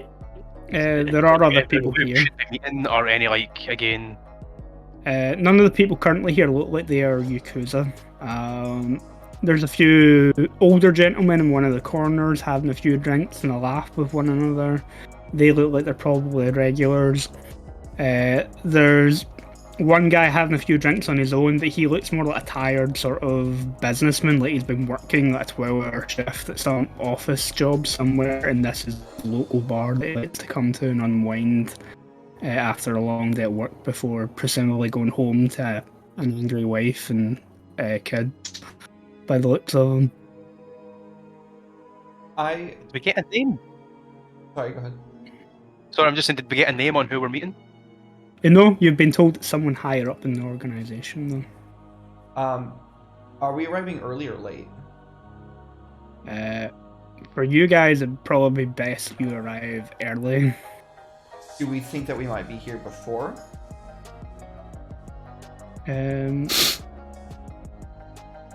Probably not. As I said, it's like a side street bar that only really locals tend to frequent. Okay, so we're going to be meeting them here. Yeah. So I'm going to stride up to the bar and say, we're expected. Like I own the place. Like just... March right on up there. Sort of bows his head a little bit. I see, miss. Well, I'm going to turn away good customers. Can I get the group of you anything to drink while you're waiting for whatever business it is that you're doing here? Soju and sweet tea. Chilled. Cheap beer. To hell with it. Nah, not yet. No Habusaki yet. No sake. Okay. Habusaki. It's way worse. Habusaki. Oh, is it stronger? Habusaki is what happens when you put a live pit viper into a bottle of sake when you're bottling it. And while the pit viper is drowning in alcohol, it's spewing its venom into the substance. So then it gets diluted enough to where when you drink it, it only shuts down your liver temporarily. And you Jesus. just drink like maybe 1 or 2 beers after that, and you're fucking blacking out that night for sure. Wow. I may or may not have done that a number of times when I lived in Japan. That sounds Hell. so rough. It tastes like cool. death. Yeah, I imagine. The bartender will look towards your 2 companions who haven't responded. Can I get a drink for either of the 2 of you, young men?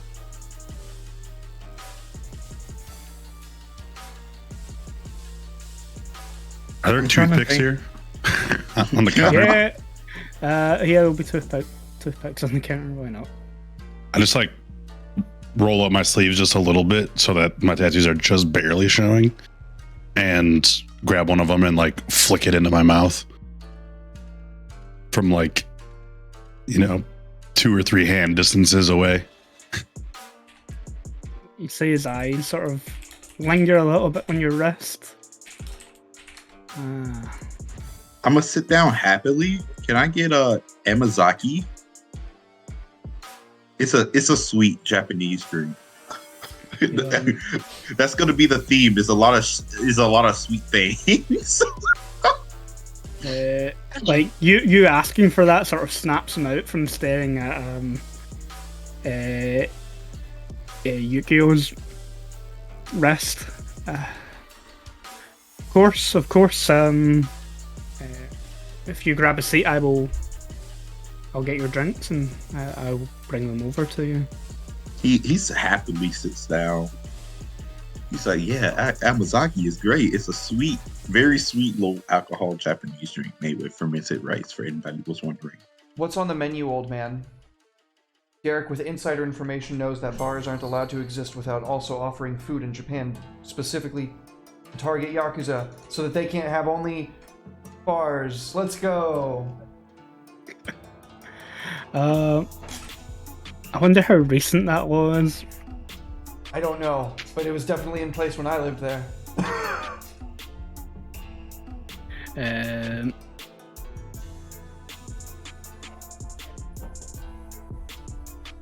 Yeah, they tend to serve alcoholic drinks and snacks. I will Uh, love a snack, because I just got off shift and I'm very tired. And yeah, they're You know, you can't sing after you eat. You have to, like, starve yourself so that you can sing correctly. he'll sort of, we have a few light, maybe like chicken sort of kushiyaki and teriyaki sort of skewers and Chicken things on a like that. stick, yes! Let me live Yeah. vicariously in this moment, Andy. Mhm. I get the chicken on a stick. No. Get you Dormitory. a few of those. A few of those. He says as he sort of lays your drinks down on the bar or table wherever you've decided to sit. And then he'll disappear behind the back of the bar to presumably where there's a small kitchen. And when he opens the door behind the bar, you can smell the food. That sort of almost street foodie type. You got that sort of smell of like marinated soya sauce and stuff, sort of drifting out, garlic and ginger and things like that. It doesn't take him too long before he comes out with a few chicken skewers on a plate for you. Oh, my tummy grumbling IRL, bro. Yeah, I definitely. Mm. I look to my friends. Would you, like, with a chicken stick in my mouth already? Like, even though I'm supposed to be the face, I'm kind of goofy right now. But you want some? I grabbed one before you even started to say that. Yeah, I'm gonna slowly reach for one and take it, like eyes locked on her the whole time. I definitely, like, when more than one person reaches and grabs one, I kind of like, you're dead-eyeing me, I'm kind of like dead-eyeing you as well, like, oh, you motherfucker, but I don't say anything. Just being polite. It's more a look of like confusion and bewilderment that Tetsuya's got in his face, and he's just going to come out and say it. Like, you three aren't the usual types that I get paired with on jobs. Like, why are we here? There's got to be something happening. Well, clearly we're being We've all got recognized.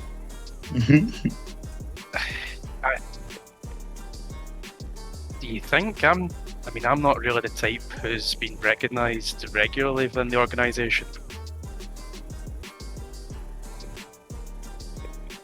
You know, I'm Usually not even given really the- sure what you do. You run messages? Like, what walk me through your day. I mean, how in depth can you get with I pick up parcels and take them to where they need to go? And you cook at your dad's restaurant and then sometimes at the arcade, right? And you host karaoke sessions. And he runs cards, so I got nothing. Yeah, I mean, how long have you guys been doing this for? Andy, how long have we been in the organisation for? Not long, as I said, you're like A few months? one step above the teenage delinquents that you tend to pay to do shitty jobs for you. I'm just A quietly few months drinking my to a drink, just, year, like, maybe. just quietly just going, oh yeah, this is great. Analysing the glaze that's on the chicken. No, I'm drinking my drink. I didn't order no food. I'm just quietly drinking my drink. Like, yeah, this is great. This is really sweet. I love it.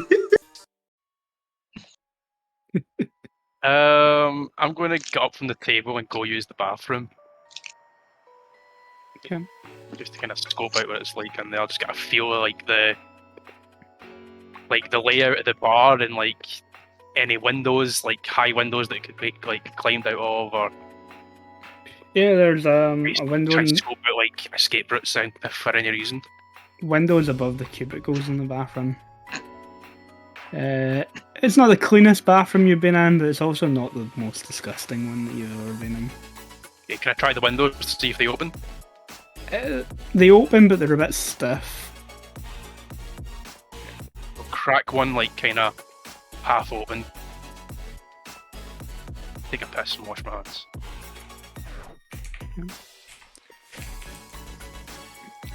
By the time you come back out, the person you're supposed to be meeting still hasn't arrived yet. And it's probably about the point where you're wondering if anyone is actually going to show up when the door to the bar sort of swings open. And a man who's maybe in his late 30s or early 40s comes in. He's short but quite broad. His hair's very closely cropped. He's wearing what looks to be a tailor-made suit with a silk white shirt underneath that's unbuttoned probably down to the middle of his chest, and you can see the chest tattoo peeking out over his pecs. What's he And got? he's it's hard to tell because they're just sort of barely peeking out, and his sleeves are sort of rolled up just a little bit above the wrist, just enough to let the bottom of the arm tattoos sort of poke out. On the lapel of the suit jacket, you can see a small silver mon, a symbol that you all know represents your particular Yakuza family.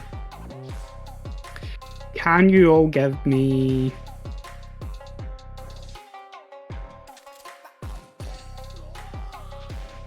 cunning rolls? And this is a simple roll.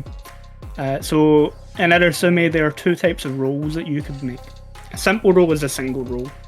You'll gain whatever information that you expect from this one roll. A simple roll comes with a downside to it that so when you roll a simple roll, you roll whatever your dice pool is. You keep the highest one. If that roll is a 4, it's a absolute success. Narratively, you guys can determine just exactly what it is. You know how your characters are reacting to it. But a 4 is the highest roll that you can get. And a roll of a 4 sort of inflates your character's ego a little bit. And you will gain a point of ninja in a simple roll from a roll of a 4. The flip side of that is, if you roll a 1, which means you have failed terribly, it brings your character's sort of mental state back to it humbles you, where you can lose a point of ninja. A 2 is just a simple fail, nothing too bad will come from it. And a 3 means you've succeeded, but without anything over the top happening. And that's how simple roll works. So if you guys would all give me cunning rolls. 2. Okay. So my cunning is 2, so that means I roll a 2d4 Yeah, you're rolling and take 2d4. the highest. Take Okay. the highest. Oh, and it's the right. Okay. It makes Oh, a 3. That's fine. Okay. Oh, I get 3s. I get 3s too. Oh, Will's hitting the 4s. I got the 4. Okay. So, Derek, highest you got is a 2, so you've failed the roll. Both Eddie and Kieran, the highest you got was a 3, which means you've succeeded, but not enough to overly boost your confidence to being detrimental. Well, you got a 4 again. So, Derek, we'll start with you since you failed the roll. Narratively, you recognise the Mon, and this person is likely the person who you're here to meet. But you don't actually recognise who this individual is. You're completely clueless to who they are. You've been told that they're important, but you don't quite appreciate who or how important that they are. Kieran and Eddie, you recognise this particular individual as being the Wakagashira, the boss of the family's second-hand man, which means he is the third most powerful man in the organisation. How would you address somebody like that? It wouldn't be Big Brother. It would still be Big Brother. It would still be Big Brother? Yep. You recognise this man as being a man called Hayashida Yoshiro. Well, I'm going to let you narrate your character's reaction to this. You recognise who he is, and someone that important, though, should be enough to get your cogwheels going and maybe boost your ego that someone like this high up in the organisation has came here to a meeting with the 4 of you. How are you reacting to the third most powerful man within the organisation showing up here to speak to the 4 of you? So I was probably looking down at like a few toothpicks and a few of those skewers, like making something out of them maybe or something, preoccupying my hands. And I quickly like break that and just like stuff it where it can't be seen, like straighten up, like make myself presentable. And then seeing across from me, still eating chicken and kind of oblivious with the roll of a 2, kind of kick the leg to be like, pay attention, like this is important. Make sure that we're all, paying attention as this person's like walking up to us. Okay. Okay, so as I said, you rolled a 4 there, so you will gain a point of ninja. The character sheets need a little bit of tweaking, so if you've got a scrap of paper somewhere or something like that, you can record that somewhere. Yeah, I just put it in one of the side boxes here. Cool. For now. But yeah, so your ego is boosted. by the presence of someone so important, and the fact that you recognise how important he is as well. But yeah, he comes in. He doesn't even acknowledge the four of you at first. The first place he goes is to the bar, where he seems to recognise the barkeeper.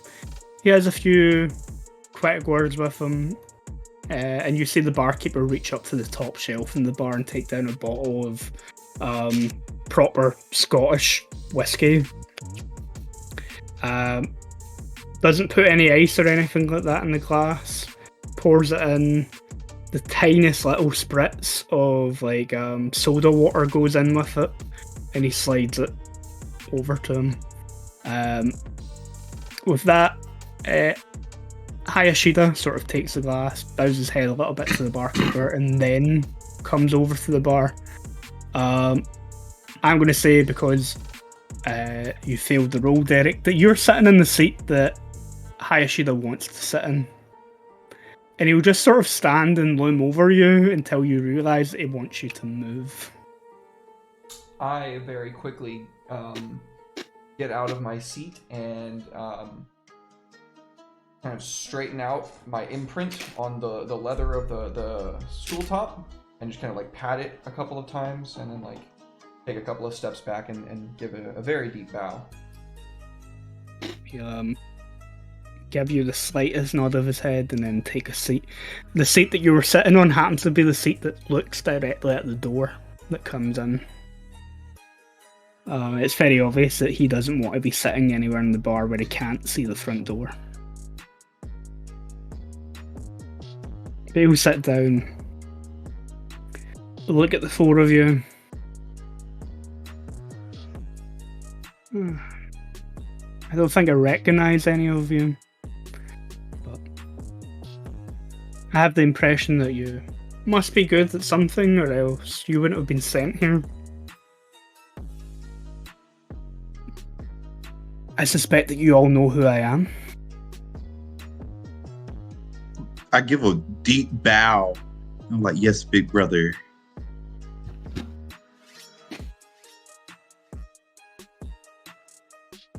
Then I suppose you're all wondering why you're here.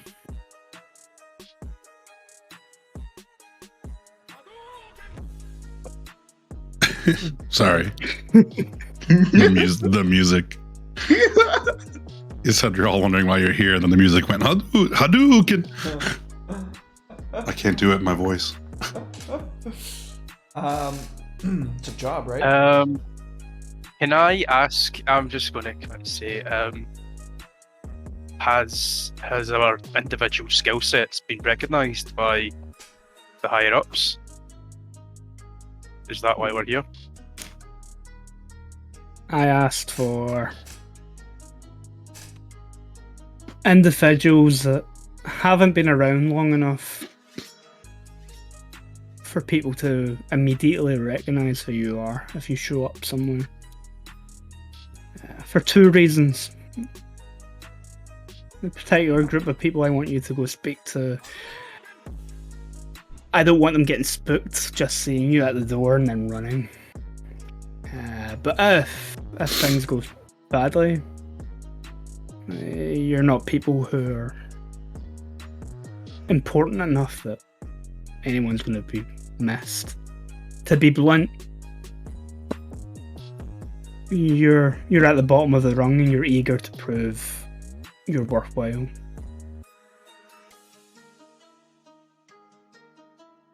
Promotion.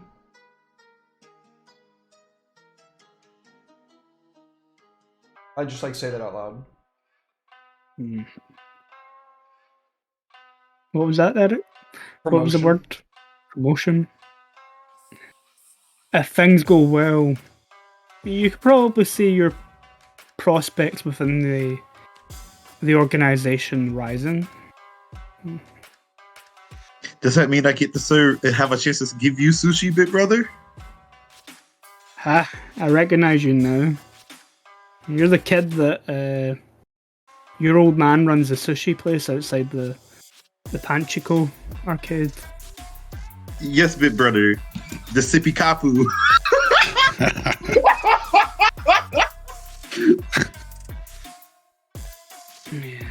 maybe.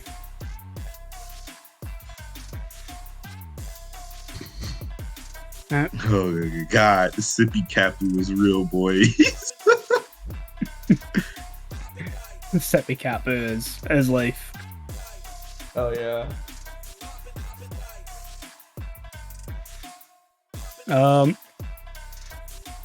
As he sort of leans back a little bit in the chair, you can see the shirt sort of pulls to the one side enough that you can see one half of the chest tattoo. And it depicts a tiger. But the tiger is currently clutching a katana between its teeth. Don't fuck with this guy.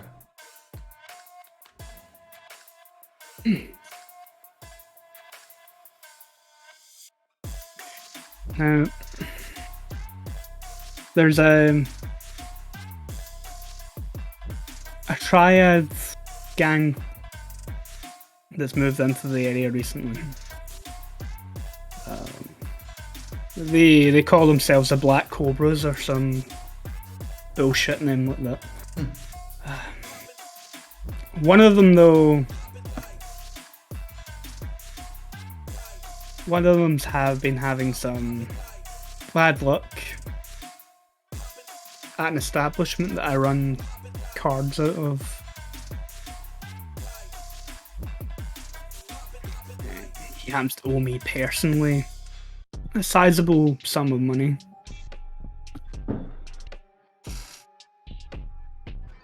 If I go and ask too aggressively, then it causes conflict with the Triad group. We've got too many enemies on either side of us to be making one additional enemy over some money, but personally I would see it as a favour to me. Which is why we've picked individuals who aren't as closely tied to the organisation as some of my personal little brothers. You understand? I nod my head like very excitedly. Like I'm like a puppy. I say it's disposable, like under my breath though. If you do it for me, then you'll no longer be disposable. You're proving your worth at this point. Just like give a nod to that. He takes a slow sip of the whiskey that he's got. If any of you have any doubts about the task that I'm giving you, maybe this life isn't for you. You're only in the door. If you walk away from the organisation now, it's not too late for you to make a decent attempt at a normal life outside of this one.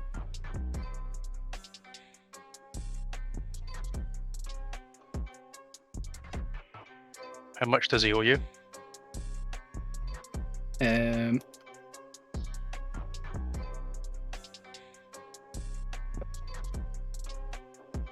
Need to figure this out in yen. Yenis. Yennies. In 1980s yennies. Yep. They were having a technological boom. He owes me 1.5 million yen, which is about the equivalent of 10,000. 10,000. Yeah. Usually about a million yens, usually about 10 grand. No casualties, right? It would stir up too many hornets' nests.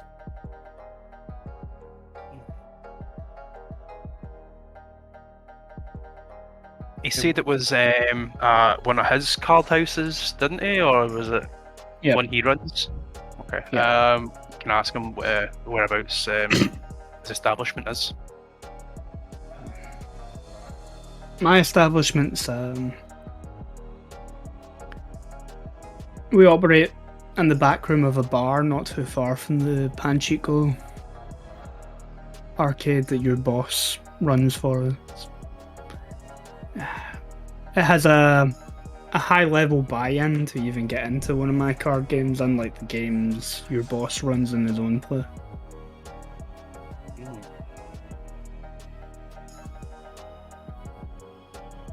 Definitely get an eyebrow raise from me. Do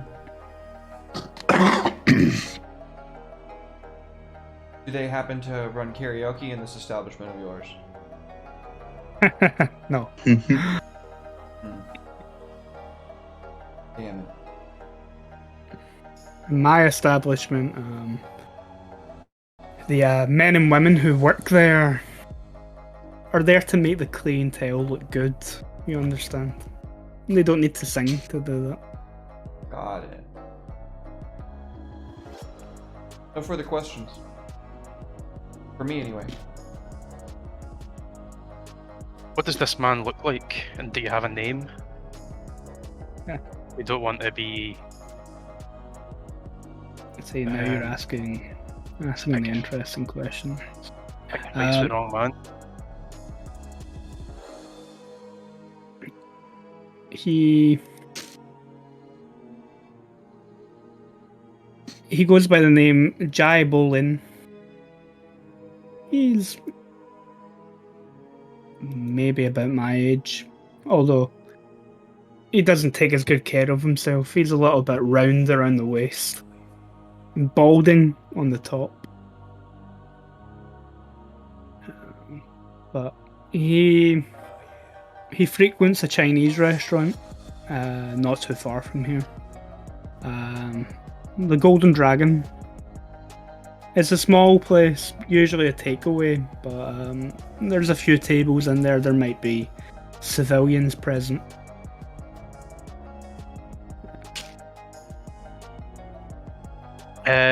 I'm not asking this, I'm just trying to gauge it by looking at him. How old does Hayashida, how old does he kind of look? He looks like late 30s, early 40s.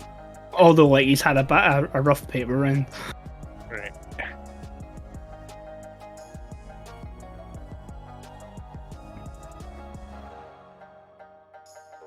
Is there anything else the four of you need from me? I think you've given us enough information to at least find this man. Hopefully, we can do you proud. Are we meant to scare this man? Or just retrieve money?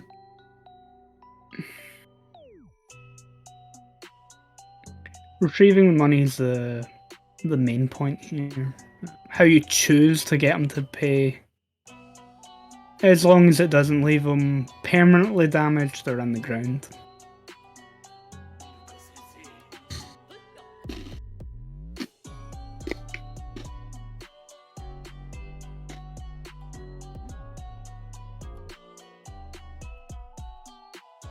I don't think you have any other questions, no? No, I think we're good. Yeah, I'm pretty good. Like, yeah, my character is just like happy, like super excited. He's like, "Oh man, somebody super important came here." You said I get the chance to serve him sushi. He's in bliss.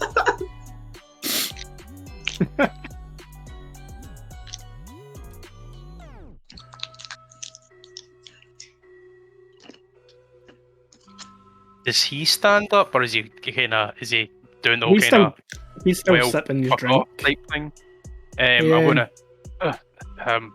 excuse me, and I'll get up from the table, deeply bow, and head for the door. I will follow suit. I'm gonna wait for Will to leave.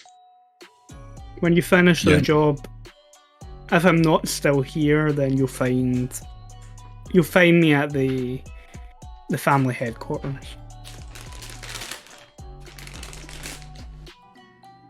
I assume we know where that is. Yeah, you all know where that is. Right. This Is that like the office building thing? Yeah, it's the office building.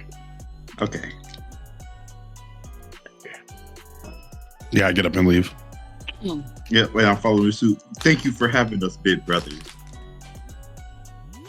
He'll again, slightly nod his head in recognition to the thank you, and then take another sip of his whiskey. I'm gonna finish off my drink and then pay for it, of course, before leaving.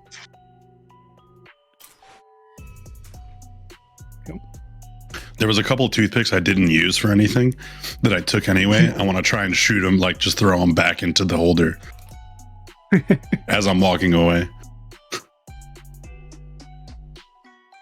Yeah, you're first. Unless you want to roll for it. I would like to roll for it just because it's fun. Okay, yeah. So simple roll, physique. Hell yeah. It's a terrible roll. I still got a 3 though. 3, yeah. So that's like you have your desired effect. It's not over the top. So you maybe miss the first few, but you do land one eventually, and The last one. yeah. I like snap my fingers when I land that last one, and I'm like, and just keep First walking. try. Flash my winker, First try. finger guns. Yeah. Just see like Hiyashida sort of shake his head and take another sip of his drink.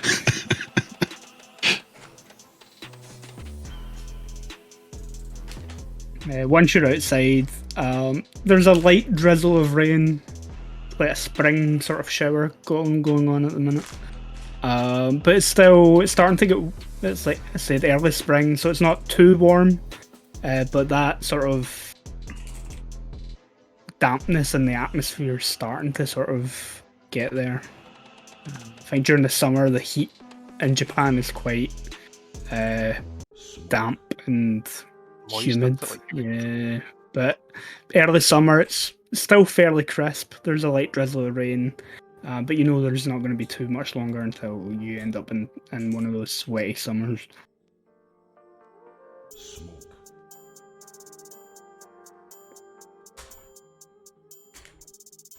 And for time reference, it's probably about 8 p.m. By this point. Should we maybe go and at least check out this Golden Dragon restaurant? I think he wants us to do it now.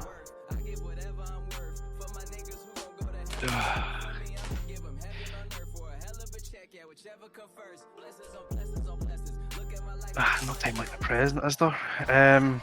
We might not see him in there though. Like it's. Let's check my watch and.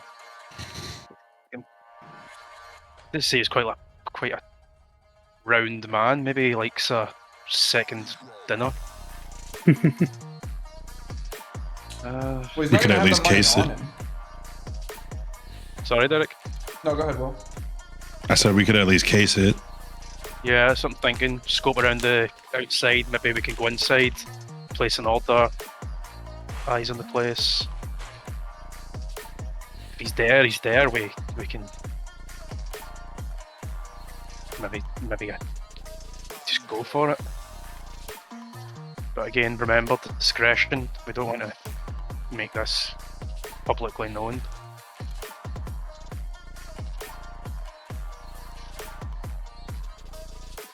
Okay. And then I said it's not too far of a walk from the bar. It's a few blocks away. You kind of know the territory. Or triad, sorry, just while we're heading towards it. Yeah, as you're sort of going, the major difference that you'll notice is that the kanji and writing and stuff on the flashing neon lights changes from being traditional Japanese meaning to being a traditional Chinese. Which means the signs don't always make sense.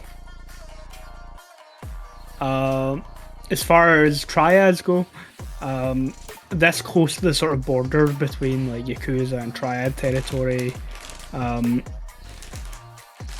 you don't notice anyone who stands out as being obviously a rival gang member.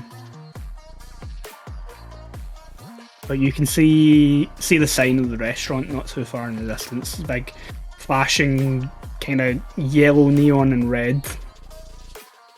dragon with the kanji for golden dragon sort of flashing over the top. Well, how are we gonna do this, guys? Is there Is the like a side standalone entrance? Yeah, is it a Yeah. standalone building, or is it kind of connected? Is there a back alley type thing? Can we just kind of give it a once round and they try Yeah. not to be too suspicious? So if you're scoping out the place, the front of the restaurant is just like glass windows and door. As your boss just told you, it's not a big place. There's like a counter that you can see from through the window with a woman sort of behind the counter who's serving. You can see looking in through the window people who are obviously triads. There's a group of 3 individuals. 2 of them are quite young guys. They're wearing brightly coloured like tracksuits. They're like one is wearing like a bright yellow and green sort of tracksuit, and the other one's wearing like a red and gold one. But in between the 2 is an older, more rotund, thinning on the top haired man who's wearing like a he's wearing like a polo shirt and like trousers. There is, however, a 5th person if you're including the person behind the counter in the restaurant. There's only like 3 tables other than a few seats at the counter for people who come in and eat. And in the window, the seat closest to the window is an elderly man, maybe about 60 or 70 years old, who's very slowly and very casually enjoying his food. Going round the building, there is an alleyway that takes you into the behind the restaurant, where you can see the green light of a fire exit above a door behind the restaurant, and you can even smell like the food and stuff coming out through the gap under the back fire door, as well as all the dumpsters with rotten food that's had to be discarded and stuff in it around the back. You think that they have yakitori in there? They'll have whatever the Chinese equivalent is. Just fried chicken on a stick. Yeah, probably like what's it called, peanut Satay? yeah, Satay? satay skewers and stuff. Can y'all like tell that, I'm yeah. fucking hungry, by the way? I'm starting to get hungry myself. I'm so hungry talking about food. See, when we were kind of looking through the window, what were Jaibo Lin and the other 2 guys eating, or were they just kind of sitting? Yeah, they're well, he was eating. They were kind of just, you know, having a few light beers and just kind of casually talking to one another, and him and looking around, occasionally glancing to the front door. But you guys weren't making it obvious that you were scoping out. Yeah, I'm just thinking maybe like the older guy was like some other boss of the hills, and they were just kind of watching him. But it seems like he's just somehow man wanting his dinner.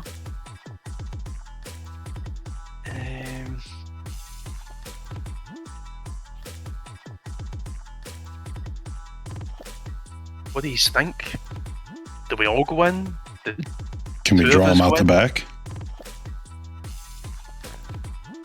How do you think we could do that? Well, he does like to gamble. I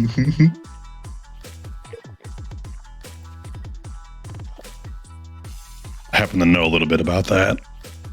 I'm sure I have some kind of like dice or something on me. Some kind of smaller game that can be played between 2 people. Yeah. So I just kind of flashed those dice. I think I could get him out the back door. I would just need one other person to help me. Is it me? Do you need I'll me? look to the attractive young woman who's currently pointing at herself. I mean, you're probably the best to distract them. Oh, good. You appear to be quite the hostess. I haven't gotten fired yet. Mhm. Tell him what he wants to hear. We'll watch. Keep an eye on yous.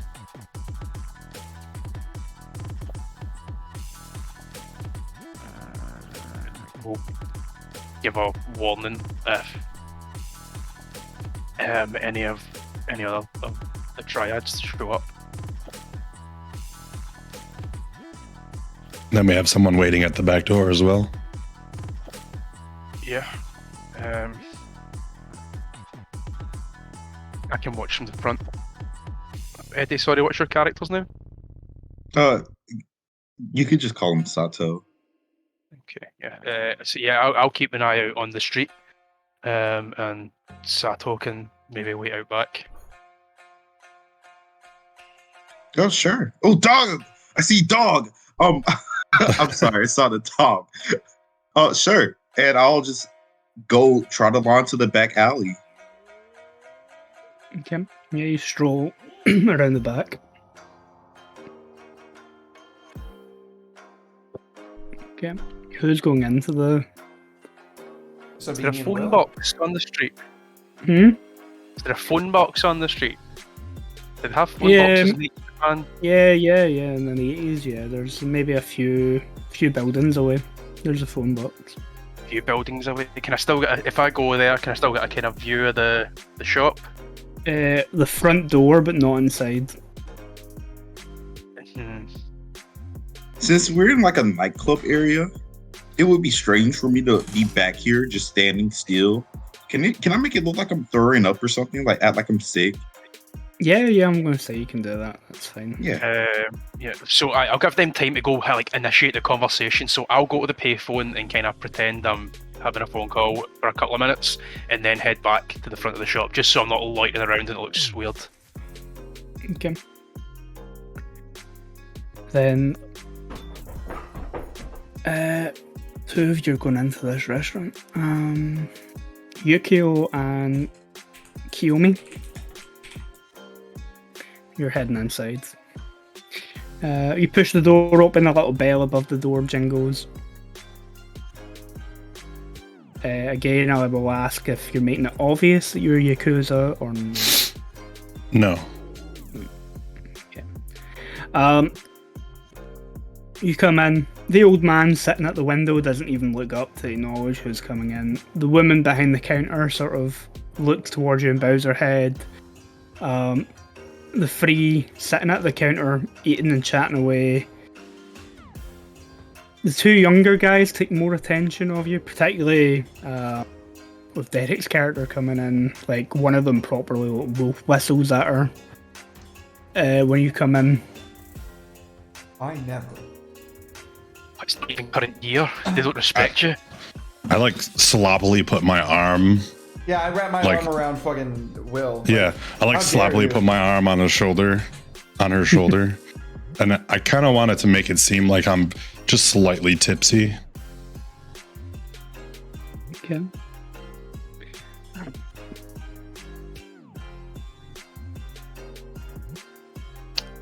And then I want to go up towards the counter and pull out like some yen, like too much for what I'm about to pay for, and then be like, I'm on a streak.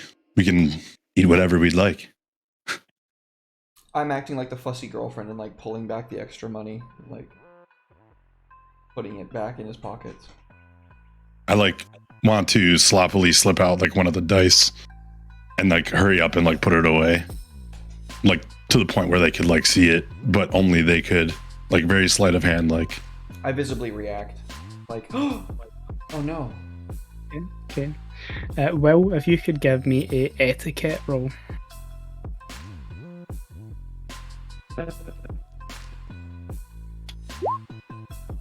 We're all 4. pretty mince at etiquette, aren't we? If it, like, oh no, you're quite good. 3. Yeah, 3 is pretty decent. I got a 4. Okay. Then, with a 4, you have narrative control. This will play out exactly how you want it. So tell me Tell me how's he reacting to this charade that you're currently performing?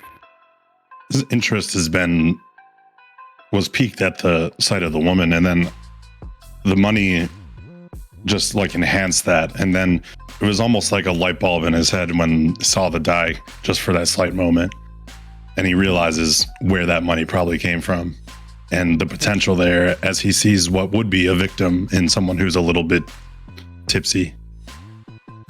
Maybe he could try to get one over on him by playing him in a quick game. Okay. So you can't help but notice that his eyes practically light up when he sees the money in the dice. And you're like, yep, I've got this motherfucker right where I want him. Again, you gain another point of Nino. Oh no. Yeah. But Bolin sort of, you see him sort of straighten himself up on the stool. He kind of wipes some of the noodles that he was eating off his chin. Yeah. You said you're on a streak. It must be your lucky night. Let's put some gravy. What's your favourite game to play? I go, can't lose. And then, I mean, I don't know what like a typical dice game is. I don't know what it is, what it's called. He's never lost a single hand. I say I like tense my hand on you for just a second. Like, don't ruin this. trying to oversell it. Sorry. Yeah. Okay. He kind of sizes you up for a second. We are going to go into a complex set of roles now. You're trying to manipulate him to do what you want. You've grabbed his attention with the simple role, but now we're going to be doing what's essentially social combat. Derek, you can take part in this, and that way it's like the two of you against him, because the two lackeys that are with him aren't going to be much use in this situation. And with this, we can demonstrate how the complex roles work. So when you're facing an adversary, in general, unless it's a prominent NPC, like someone who's reoccurring, who's a Yakuza or whatever, the threats and challenges that you face in the game are sort of ranked between a minor threat, which is really simple, low, which means they're fairly easy to resolve, average, which means they're a little bit more challenging and dangerous.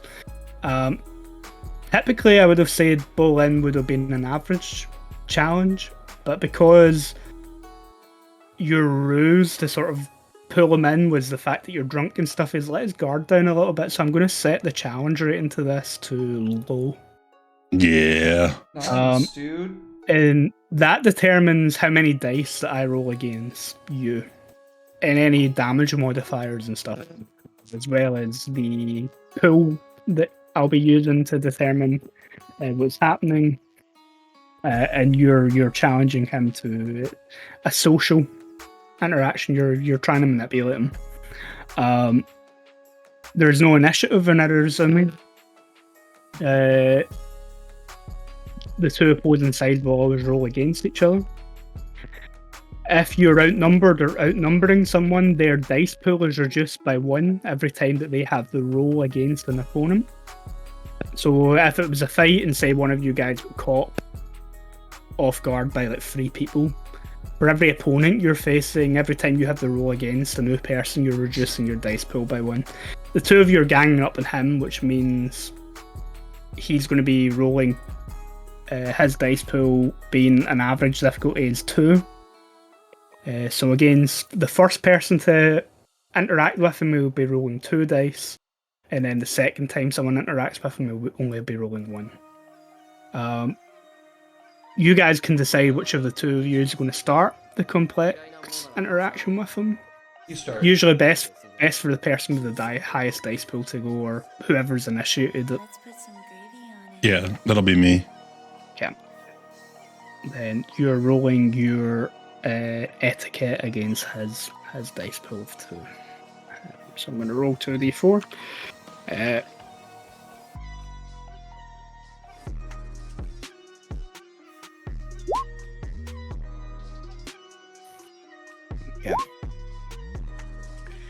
Okay. So we'll explain how this works. You've got three sort of, unlike a simple roll where you're only looking for the highest, you're sort of playing the dice that you roll against your opponent, and it goes back and forth. So the person who initiates it chooses what they're doing with their dice first, then back and forth. A few things to take note of is a 4 is a absolute success. And you can, when you're exchanging your dice, you can either choose to act aggressively, which means in the social case you'll be doing composure damage to your opponent, or you can act defensively, in which case you can use your dice to cancel out theirs. Only 4s can cancel out other 4s, and 4s can cancel out a 3, but a 3 can't cancel out a 4. A 2 is nothing, it's worthless, you disregard them. 1, you take damage to whatever pool you're using in the process. Cool. So, well, say I've rolled 2 so I can't do anything with that dice pool. You have a 3 there, which means it's a partial success.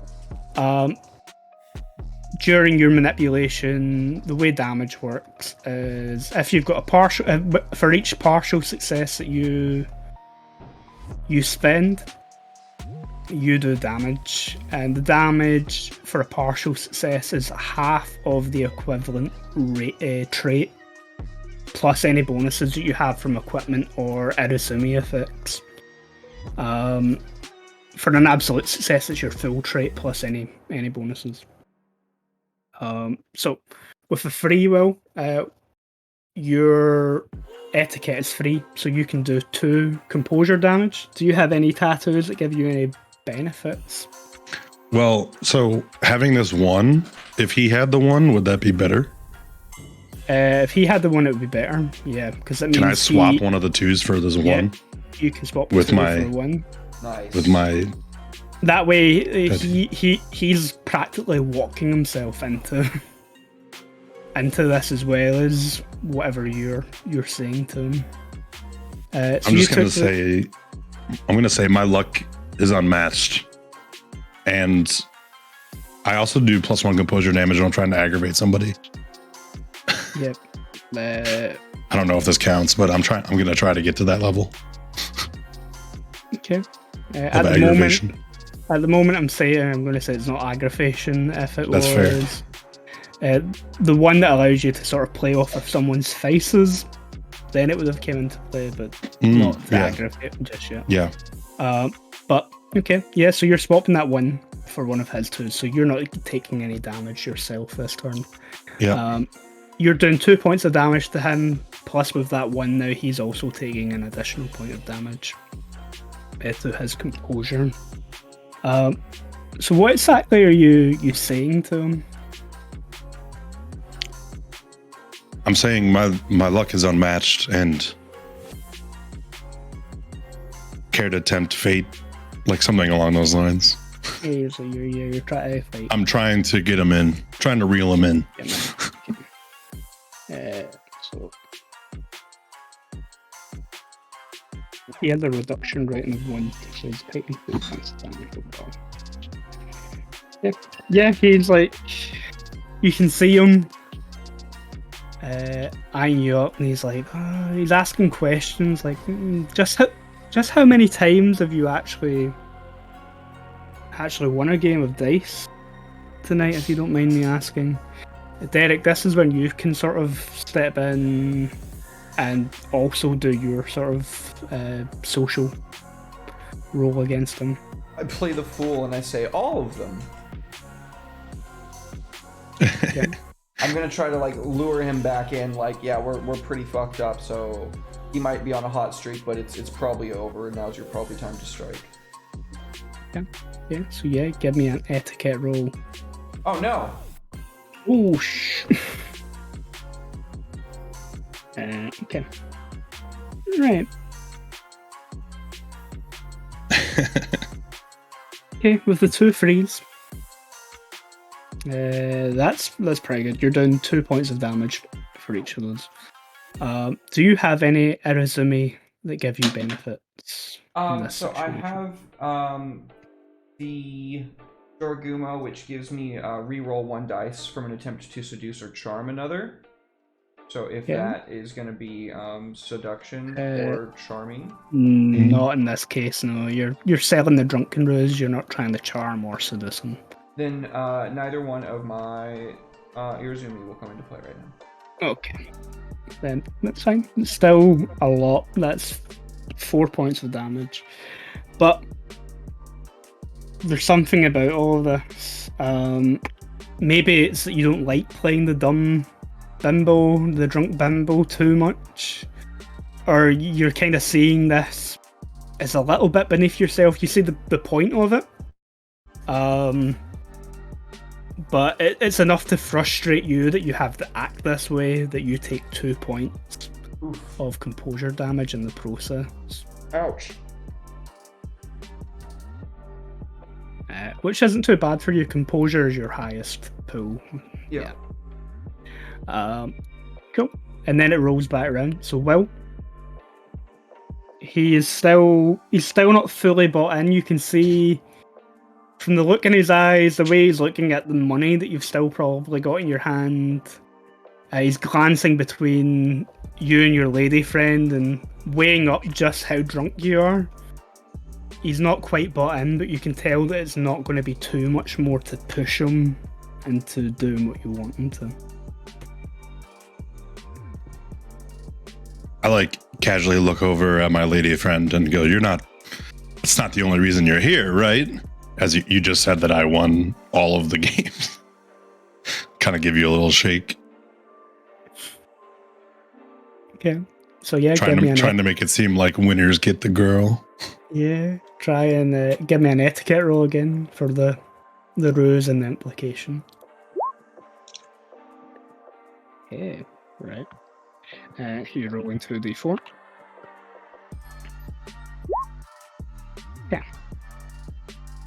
All right. So how many times can I swap dice? Once per turn. Okay, once per turn, so I can do it now. Yeah. Okay, yeah. Well, he's getting that 1, and I'm taking the 2. Jesus. So he's got the double 1s. Nice, dude. Seppuku. You're done 3 with that 4, and then yeah, he's got 2 1s to deal with. Yeah, he sort of, he doesn't even take his eyes off of I'm gonna remember your characters' names. Okay, session 0. Kiyomi. Like he barely looked at you when you started to talk, and then with the words that you're saying, the money, the beautiful lady, the dice, maybe you could be persuaded to play one more game this evening. You see him sort of reach into like his trouser pocket and take out a wallet and start to kind of thumb through some banknotes.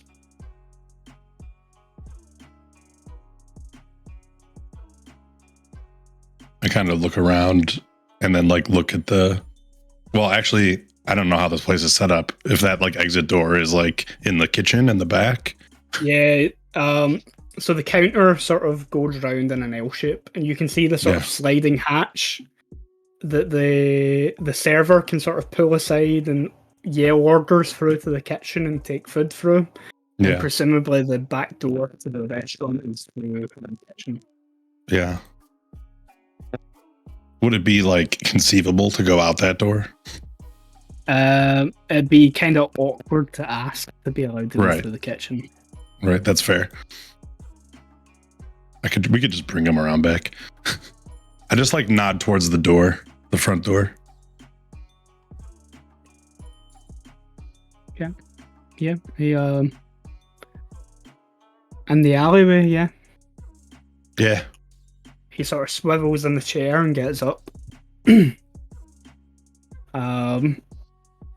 And the two younger men in the sort of brightly coloured tracksuit sort of get up as well. Oh, come on, boys. Can't you keep me company while he goes and beats your boss at a game of bones? Okay. For that, give me a simple etiquette roll, and you can re-roll it if you have to with your seduction bonuses. Ooh, I'm gonna re-roll that one. Okay, safe. This is a simple roll. Oh, so no damage incurred. No damage incurred, no. It's so easy for you to manipulate these two. Like, so easy. Enough that your ego is through the roof. You know that you have it, you've got the curves, you've got the face. If you told these guys to get on their knees and lick your high-heeled boots, they would probably do it for you. That's the opinion you have of yourself. It's probably how the night's gonna end. But yeah, I think it actually seems quite easy when it gets on here. You take a point in Ninjo, but yeah, the two sit down and then motion to the seat in between the two of them that their boss was just sitting on. For you to join them at the counter, and they ask the woman behind the counter to grab you a beer. Yeah, that was gonna be what I was saying as I go and sit down. What's a girl got to do to get a drink around these parts? But with that, like, Bulin follows you outside, well, and into the alleyway. See when they come out the door, can I come out the phone booth and kind of tail them, but at a distance? Yep. Like stay across the street, but go round to like where the alley is as well. Yeah, you can do that. And then as Yukio and you're coming around the corner into the alleyway, you can see Sato pretending to be retching out in the back alley. Bulin sort of starts to shout at Sato though, like, "Get the fuck out of here, you bum! Go throw up somewhere else." Go puke behind someone else's restaurant.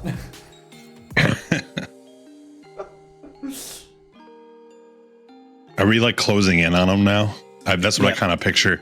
I'm like leading them back towards where the pretending to throw up is, and then like we got someone else who's tailing, who's just like, we're just gonna close in on them. Once they in the alley, I'm going to come across and kind of like basically fucking ambush them. Yeah, that's what we do.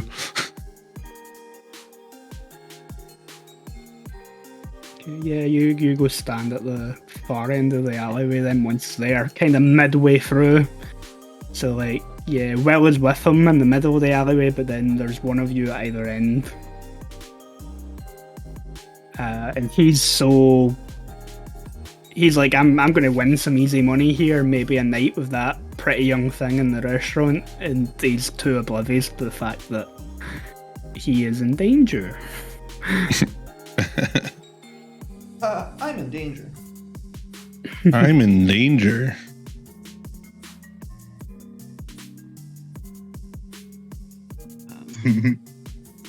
So how much are we betting here? I was just like open palms, and I'm like, well, waiting for my friend to come up and grab him from behind. Yeah. Just like stalling, just like, well, how much you got? What are you thinking? Can I say, I don't know, about $1 million yen, and kind of come up behind them? Grab him. Yeah. Okay. Yeah, give me a physique roll. Where are we? Hell yeah, boys, let's do it. Give it to him. First ass whooping of the game. Oh, yeah, boy. Oh my. Yeah. Okay, so yeah, you got a 4 here. I'll let you describe exactly what you're doing to this guy when you come up behind him, but you are gaining a point of ninja for this. This is all too easy. Yeah. Yep. So I'm going to say like how about the $1 million yen? And before he kind of like, I'll see him kind of like freeze at the shock of somebody sneaking up behind him, and then just put him in like a fucking Bill Nelson. He starts to kind of thrash around. He's like, what the fuck is this? And I just like look over to the retching person. I'm like, search him. Yeah. Sato. Is Eddie fell asleep? No, Eddie, that's you. Eddie's right here. Eddie's like He's- scary. Eddie Better is sleep with his like, eyes open. no. Wow. I'm trying to like figure out everything. I'm a little confused. I didn't want to sound stupid. That's why I was like, okay, I'm just gonna wait and like try to figure it out with like my mental brain power. And then my mental brain power was just like, Brain blast. no, you're failing. You're stupid. When my brain was like, cheese is good. And so I'm just a little confused right now. Okay, so you were around the back of the restaurant pretending to be sick. Right. Yep. So Will's character just came round with this old Chinese dude, the triad dude. And so you're on one end of the alleyway pretending to be sick. Will's came round with the triad, and then Kieran's character sort of slipped in behind. And just as the guy's like, yep, how much are we wanting to bet? Kieran's came up behind him, put him in a full Nelson and been like, yeah, 1,000,000 yen. And then Will has just been like asking you to search the guy. Okay, got you. Because my brain was like elsewhere. I was like, I thought we was inside the store. I thought he was drunk. And I thought, okay, we're searching this guy. And I was like, how the fuck did I get there from here? No, we brought him to you. I was like, how the fuck do you guys move me from A to B? I didn't even. I was like, did I miss a part? Yeah, they brought him outside to you. Yeah, so I'll search him up. I'll give him a good pat down, good police check. Yeah. So you find the wallet in his pocket. There's quite a lot of money in there, but not quite 1,000,000 yen. I'm gonna take out the money and be like, "You're coming up short. Where's the rest of it?" Who the fuck are you guys? Like, I want to roll up my sleeves like as he's searching him. you see his eyes widen. In the restaurant, Kiyomi, the old man at the window, sort of taps his chopsticks on the table. You two idiots might want to go outside and check on your boss. Young lady, would you mind taking a seat and having a meal with an old man?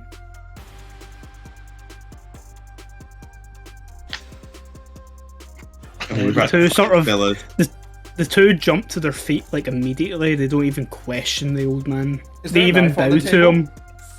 I knew it! But he's eating no, he's using chopsticks. Is a chopstick a bladed weapon, Andy? No, but the two young guys, they jump up, they bow to the old man on their way out. Fucking knew it. I joined the old man. He looks you up and down. Let me guess. He owes whoever you work for money as well. Perceptive.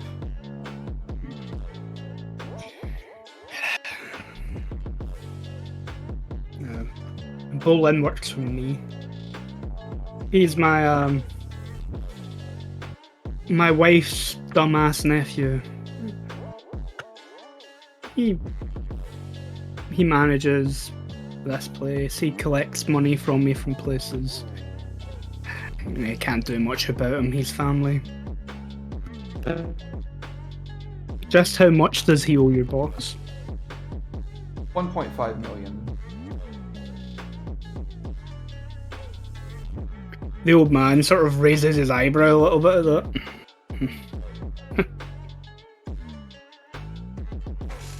$1.5 million, that's not a small sum.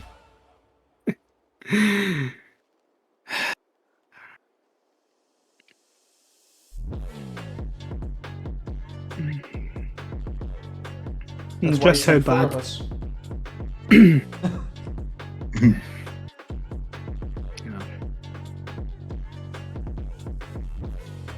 The idiot owes me money as well. And how much does he owe you? Somewhat more than 1.5 million. Well, where's he going to get at least 1.5 million?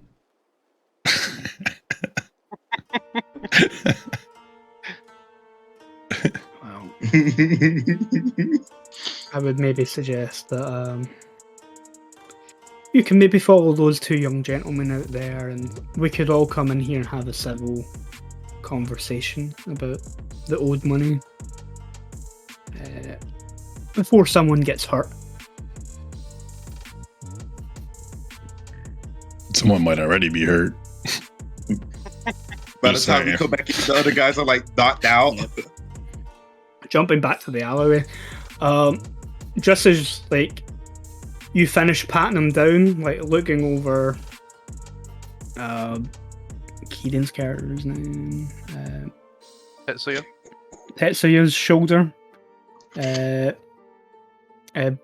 Both Sato and Yukio, you can see the 2 young guys in the brightly coloured tracksuits coming round into the alleyway. Looking a little bit panicked. Before sort of shouting, well, "What the fuck are you free doing? Get your hands off our boss." Oh, it seems here that your boss owes us some money. And I like crack my fingers, my knuckles. It's like, how about you step off and let us finish taking care of business?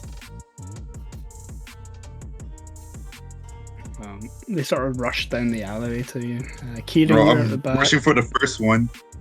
Okay. Then, complex action, give me a physique roll. All right.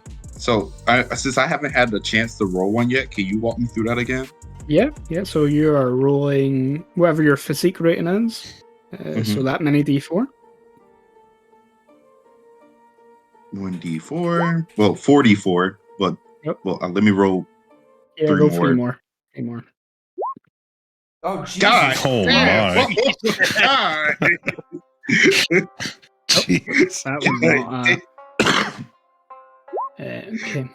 okay. I just knocked that guy out. Just what? Probably going to go that way, but you're going to take a hit in the process. Okay, so you get to go first, and we properly get to see that this exchange happen. The previous rolls are a bit one-sided. This is less so. Okay, so you have choices that you can make, Eddie. You've got 3 4s there, and a 1. He has a 1 4 and a 1. So you have a choice. You get to decide what you're going to do with one of your dice first. You can either choose to use one of your 4s to inflict damage on this guy, or you could use one of your 4s to cancel out the 4 that he has, so that he can't hurt you.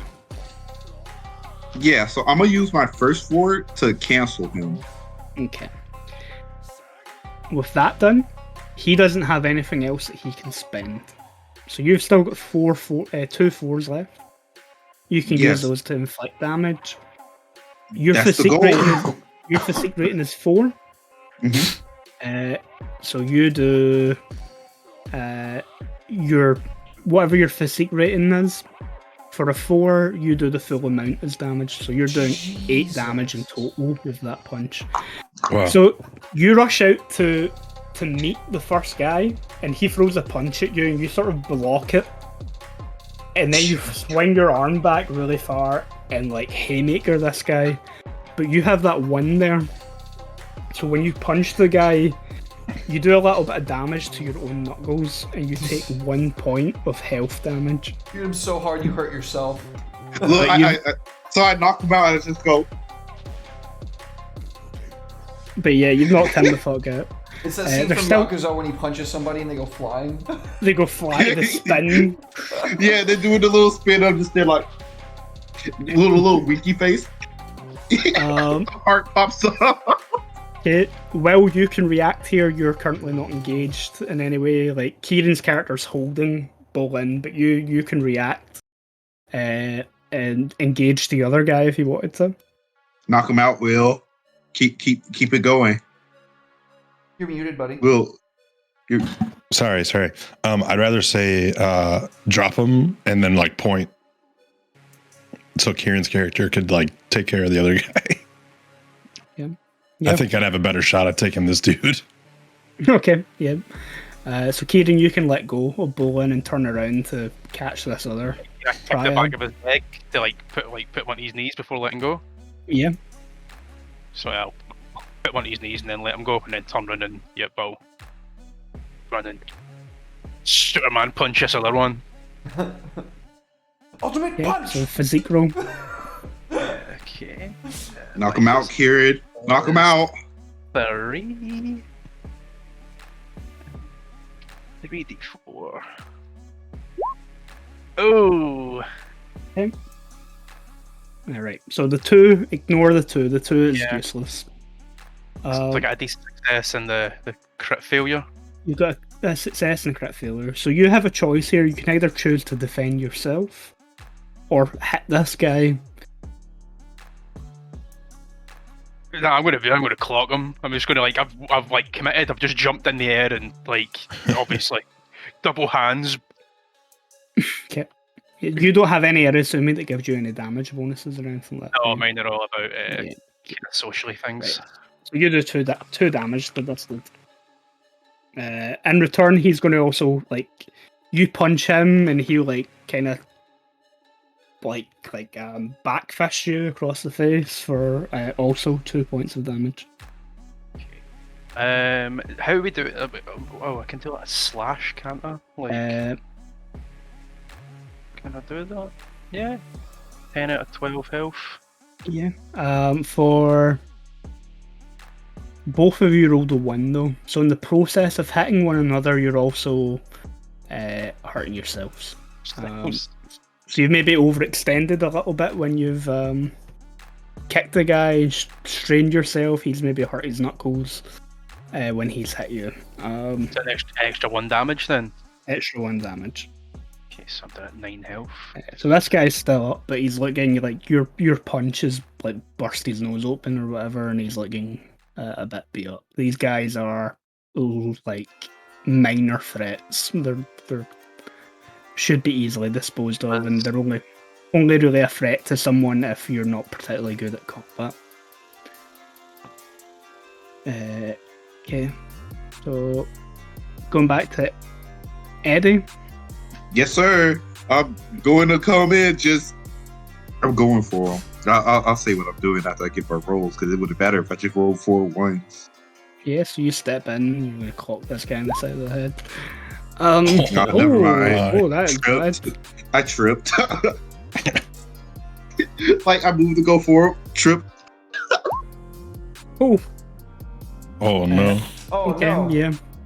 So yeah, you sort of trip and whack your head into the wall, and the guy takes advantage of it and sort of drives his elbow into your back. You take 3 points of damage. Okay, so that's... Oh, I only lost 4 points of health at this moment. That's fine. Okay, so Kieran, you can react. He's going back to defending against you, so he's back up to his full dice pool of 2. Okay. So I just get to attack him again? Yeah. Okay. So physique. Try and roundhouse kick him. Oh well, that's 2 successes. You didn't jump high, but you jumped. Okay, so you get to go first. You can either spend one of the frees to cancel out one of his, or use it to do damage. I'll use it to do damage, because I think I can put him down with it. Yeah, you're right.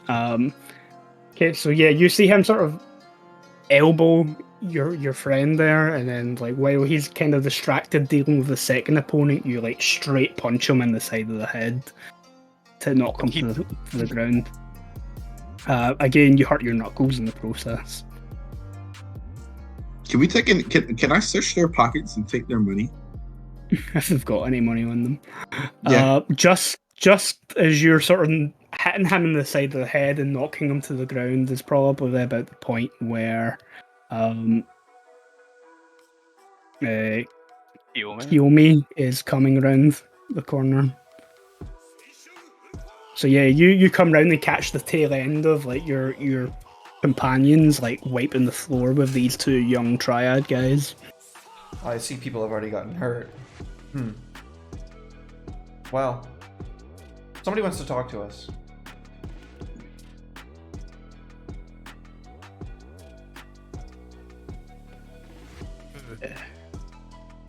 Yeah. And a constant looking back at like Bolin at the same time to make sure he's not fucking wailing on Will. Bolin's like, you four are fucked. My uncle will make sure you guys are fucked. I want to slap him. Since he's on his knee, so he's like at the perfect height to just give him a nice slap in the face, backhand slap right in the face. Yep. He sort of sprawls to the floor when you backhand him. It sounds to me like you get money because of Bull End. So in a way, it sounds kind of like, or this is Bull End. So it sounds to me like you only make money because of your uncle. So in a way, it sounds kind of like your uncle owes us money too. So shut the fuck up. I sarcastically say, well put. Yeah.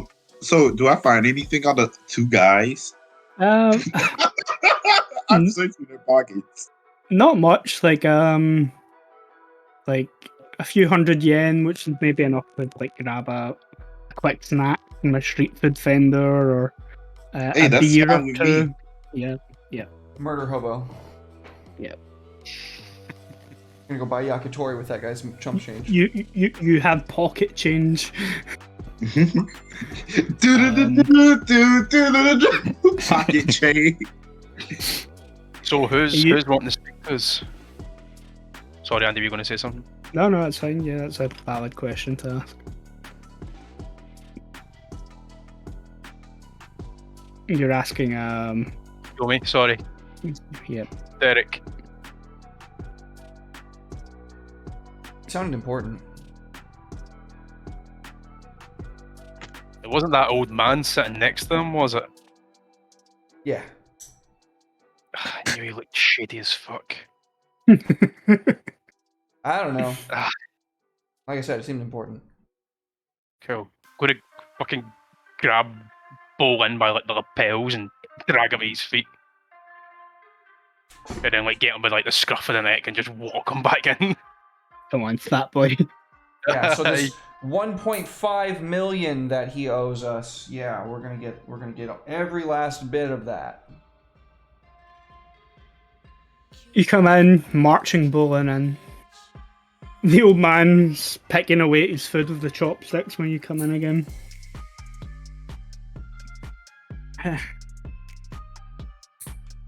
Take it, you hurt the two young'uns in the alleyway. They're fine. Bust lip, but nothing major. Well.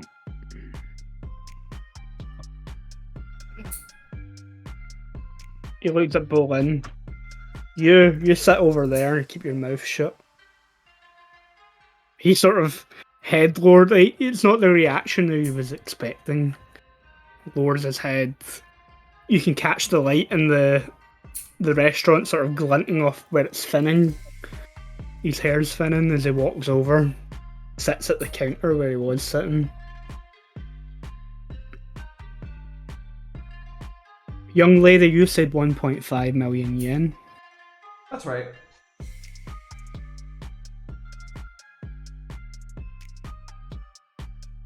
Yep, that's right. 1.5 million yen. Now the two idiots that were with him,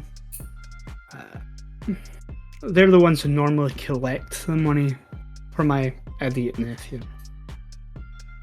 I'm too old, and he looks like he's probably about ready to wet his pants.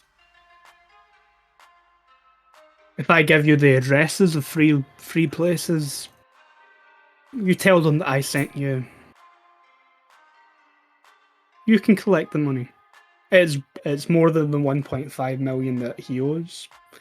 It covers what he owes me as well. You can take what your boss is owed from it once it's returned. And we can all wash our hands and put this under the table. But where are you gonna get the money that he owes you? I'll get it from somewhere. His cut of the collection will go a bit of the way towards paying what he owes me. It just means he won't be able to fill his fat mouth for a few weeks. Oh, he's gonna get so hungry. Alright. Well, if that's the way things are gonna go, I guess I kind of crack my back. I guess we got a couple more stops to make today, guys. So what name should we give when we go to these places? Grandpa. He narrows his eyes at you. Nice. You. I would have said Oji-chan, like... Oji-chan. Oji-chan, aye. Guys, honorific. Guys, we can't lose honor in this game. I don't know if you realize that. Yeah. I know, but yes, clearly a fucking gang leader. No, I'm saying we can be as nasty as we want to. There's no fucking serious repercussions.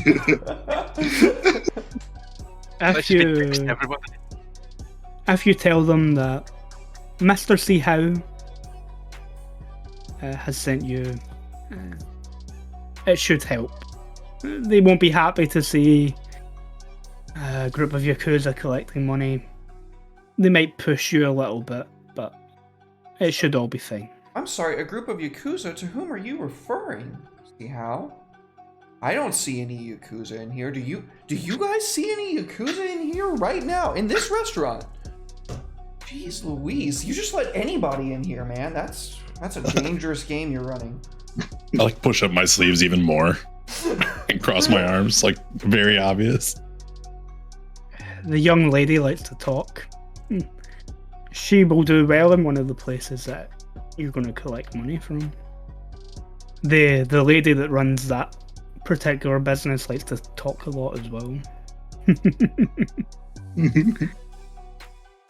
Get her nails done.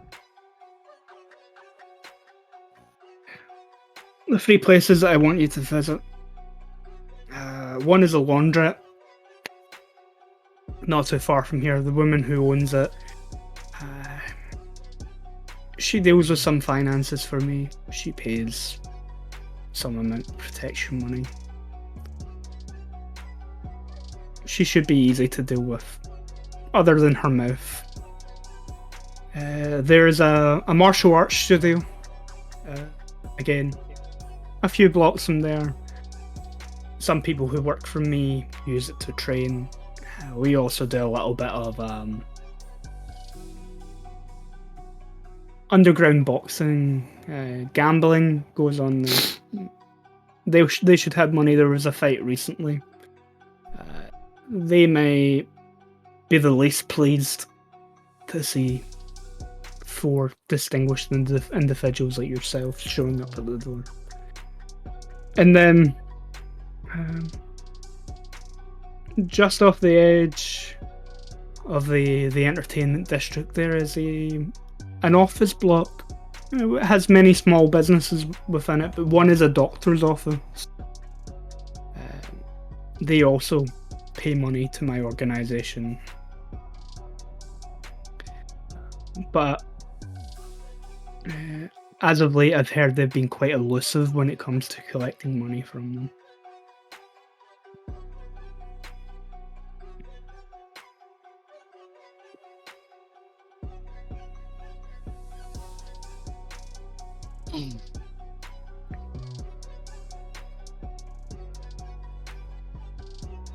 And this will be enough to clear the debt. More than enough. More than enough. And maybe you should teach your nephew to not go spending other people's money. especially people outside the family who will come and collect it. Don't worry, I will make sure he learns his lesson from the situation.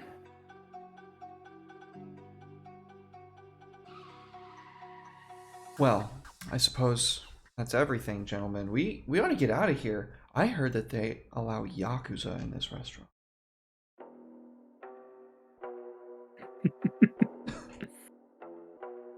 Enjoy your meal, gentlemen. I'll head out. Head out. I'll be As you're leaving. heading out, you can see the two young triads that you just beat in the alleyway, sort of limping background, supporting each other up. Noses bloodied, bruises already starting to show on the face. Oh, Yeah, oh no, what happened? Oh my goodness. Look at you poor sweet things.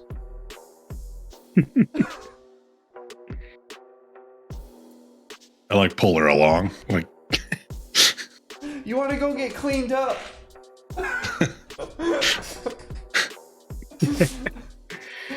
Okay.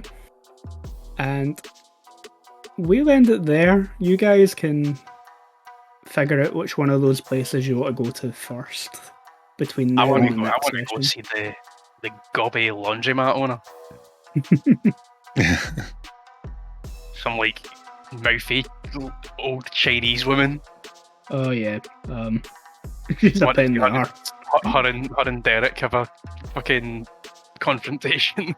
She's like, I envision that woman from Kung Fu Hustle. Yeah. Yeah.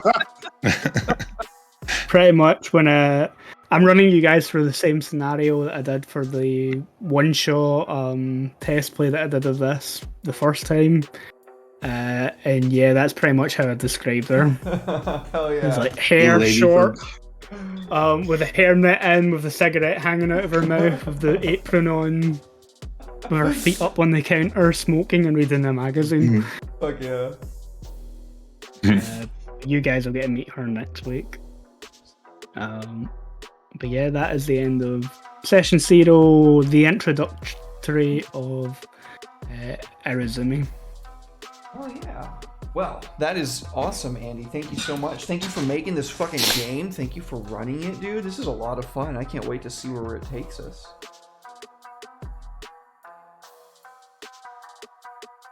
I think we pulled that off like really well. Oh yeah. Chef's kiss. I think that went It super- played out very differently from the first test play as well. They took the approach of there was only 3 players. Roddy was one of the players. He's playing like the big tough guy in the group. He went in through the front door, just like walked in, sleeves rolled up. But he waited for a bit while the other 2 players went in. They knocked the back door of the restaurant until one of the cooks came out, and then they sort of grabbed him and were like, yeah, we're going to come through the kitchen. Unless you guys want to get messed up, you might want to wait outside in the alleyway. And so they came in through the kitchen where like my friend Steve grabbed a wok full of hot oil to go in through the back. And then they just sort of pincered the guys where like one of the guys ran up to fight Roddy, and Roddy like one-shotted him with a punch. Kind of like what Eddie did. It like did a little bit of damage to his knuckles, but floored him in one go. Behind the counter in the restaurant, there was a knife taped under the counter, and the other guy went for that, and just as he was going for that, Steve came for the back door and just smacked him in the face with a hot wok. Again, hurt himself as the oil kind of splashed back on him, but and then Bolin was just kind of like, oh shit, like, and the old man was like, fuck, no fighting in my restaurant, like, you've got a problem with my nephew, then you talk to me. Hell yeah. But you guys put a little bit more planning into it, and your approach was quite funny, and it got you showing the social conflict right off the bat, and we got to see how combat works as well. Yeah, that was really awesome. It looks fun. I like it already. I like how it's like each round you're rolling and then like doing the crunch bit.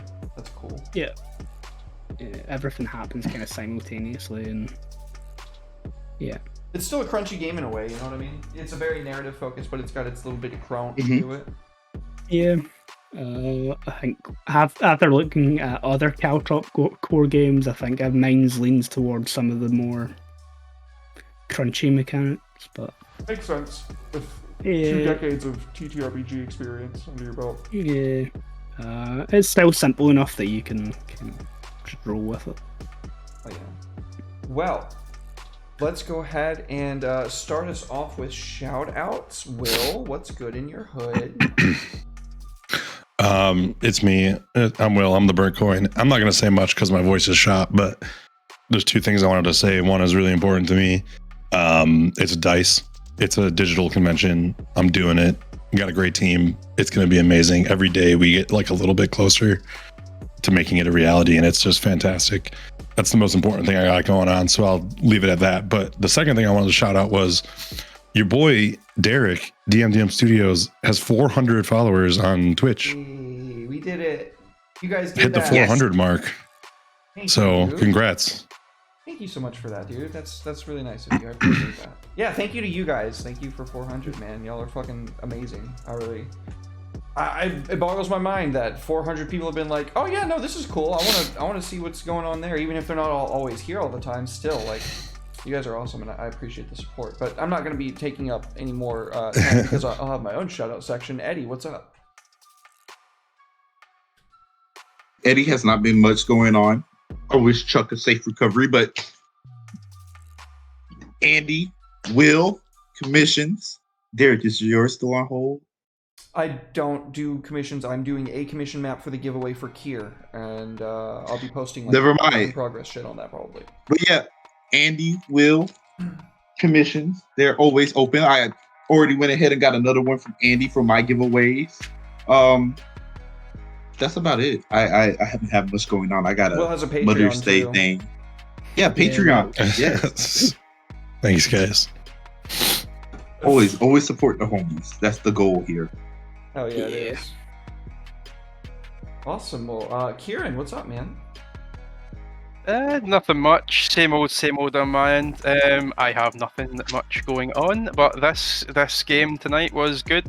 Loved the setting, loved the feel of it, and it's just the system seems to be easy to understand, smooth. I enjoyed playing it. Looking forward to I'm more. enjoying it so far. Oh yeah. Very much so. Very cool stuff. Very cool stuff. Andy, the creator of Irezumi, what's good, man? Well, I'm feeling a little bit more calm now that we've had our first session. Yeah, it went pretty smoothly. I liked how you guys built your sort of characters. The organization is interesting. And yeah, I didn't feel there was any points that really slowed down the narrative with the dice rolling or anything like that. I'm feeling pretty good about it now that we've kind of got the first session out of the way. I am looking forward to seeing how you guys tackle the 3 places that you're going to next week and how that unfolds. Things to shout out. Andy? Ooh, I don't know. I'm kind of... yeah, I'm kind of stuck for words. This Irezumi isn't available to people yet. There's still some tweaks to that. Still some artwork that needs to go in the PDF. Some people from the raffle for Kier got early access copies of it. Some of them have already read through it. I sent them out today, and the feedback from them has been pretty good.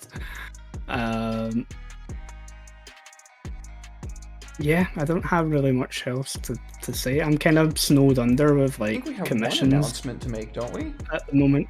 Oh yeah, fuck! My brain is so fried, Derek. Hog moment. I'm excited. We do. On Wednesday, normally I stream on a Wednesday. That's still going ahead. I've got Fractured Crystals, but after Fractured Crystals here in the MDM Studios, we are going to be doing Session 0 of Dark Heresy. Path of Contrition is the name of the campaign. Fuck, I cannot wait, dude. The players have mostly made their characters, but there's some housekeeping type stuff, some extra stuff that we need to kind of get out of the way. There's some world building things that we need to get done, and just kind of introducing what Dark Heresy is and the setting and all that sort of stuff is going to be this Wednesday.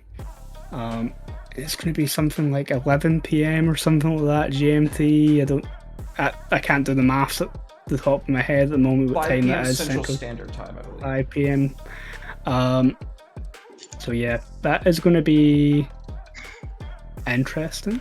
I am a huge Warhammer 40k fan, but I haven't had the opportunity to play. I kind of fell away from the war game. I still love the lore and the setting and stuff. I've not got the chance to run Dark Heresy in a long time, but yeah, we're going to be starting that. We have like 5 players for it. Some are familiar faces to DMDM Studios as a channel, obviously Derek and me. But we'll leave who the players are as a bit of a mystery until Wednesday. Ooh, spicy. Ooh. But I have built an overlay for Dark Heresy from scratch. It's the most gorgeous overlay I've ever seen in my life. It's pretty. It's fucking so sick. You guys are not going to believe it. You're going to be like, what the fuck? Yeah, they said my commissions are open. Technically they are. I don't like to close them for too long, but I am sitting with way more than 4 on my table at the moment, if I include the giveaway one from Kier's raffle, and yeah. I'm gonna have to burst my ass off this week to to get them done. I must confess, I definitely Gambate. But yeah, I'm gonna again. Chuck isn't here tonight. It sucks. He was really looking forward to this. He was a big help. He put together the character sheet for the game, which is fantastic. He kind of realised that I had a lot of stuff on my plate and offered to kind of do that for me. It looks great. There's a few little tweaks that still need done with it, but it's looking so good. I like the character sheet design, and again, shout out to Derek for editing the whole thing for me. Oh yeah, man. Homies support homies, dude. Yeah. But yeah, that's me. Sorry, my brain is a little bit fried today. You're good, dude. No, sweet. Yeah, thank you again. Thank you for making the game. Thank you for running the game. Thank you for everything that you do, Andy. You're fucking amazing, and I really appreciate you. I appreciate everybody here. Will, Eddie, Chuck, even though you're not here, I still appreciate you. Kieran, I appreciate the fuck out of you, man. And I know it's like late for you, and you're like a full-time student, and you do like other shit, so thank you very much for carving time out of your week, man. It really means a lot. As always. Yeah, thank you to all the love and support for the follows, for the raids in earlier. We really appreciate you guys. And then also for the biddies, we really appreciate that as well. And the resubs, thank you so much. Don't go anywhere. We're gonna be raiding into Gamers Ledge. They are still going. They got like a bumping fucking stream going on right now. They got like 34 viewers, so let's make some noise when we get in there. Show them that we support them as well. But don't go too far, because after I take care of some things on my end, I'm gonna hop back in with some Elden Ring because I missed on Thursday. So love you guys. Thank you so much for everything. If you want to continue staying in tune with what we've got going on here at DMDM Studios, you can catch me live, not tomorrow because it is my anniversary with Natalie. We're celebrating 2 years of marriage, so I'm going to be meeting with her. But Tuesday, Homebrew Homies, starring, I always point in the wrong direction, Will, over there on the other side of Andy. He's my co-host, as well as Redemption VA. We are going to be finally getting to the event, this big thing in this setting that we're building from the ground up that broke death, and now everything's fucked. So we're finally going to be getting to that this week. Super excited about that. And then, yeah, finally I can say this Wednesday I will be streaming, and now you know why. Cannot wait. But yeah, that's pretty much it for us. So thank you again, you guys. We love y'all, and we will see you next time for more Irezumi.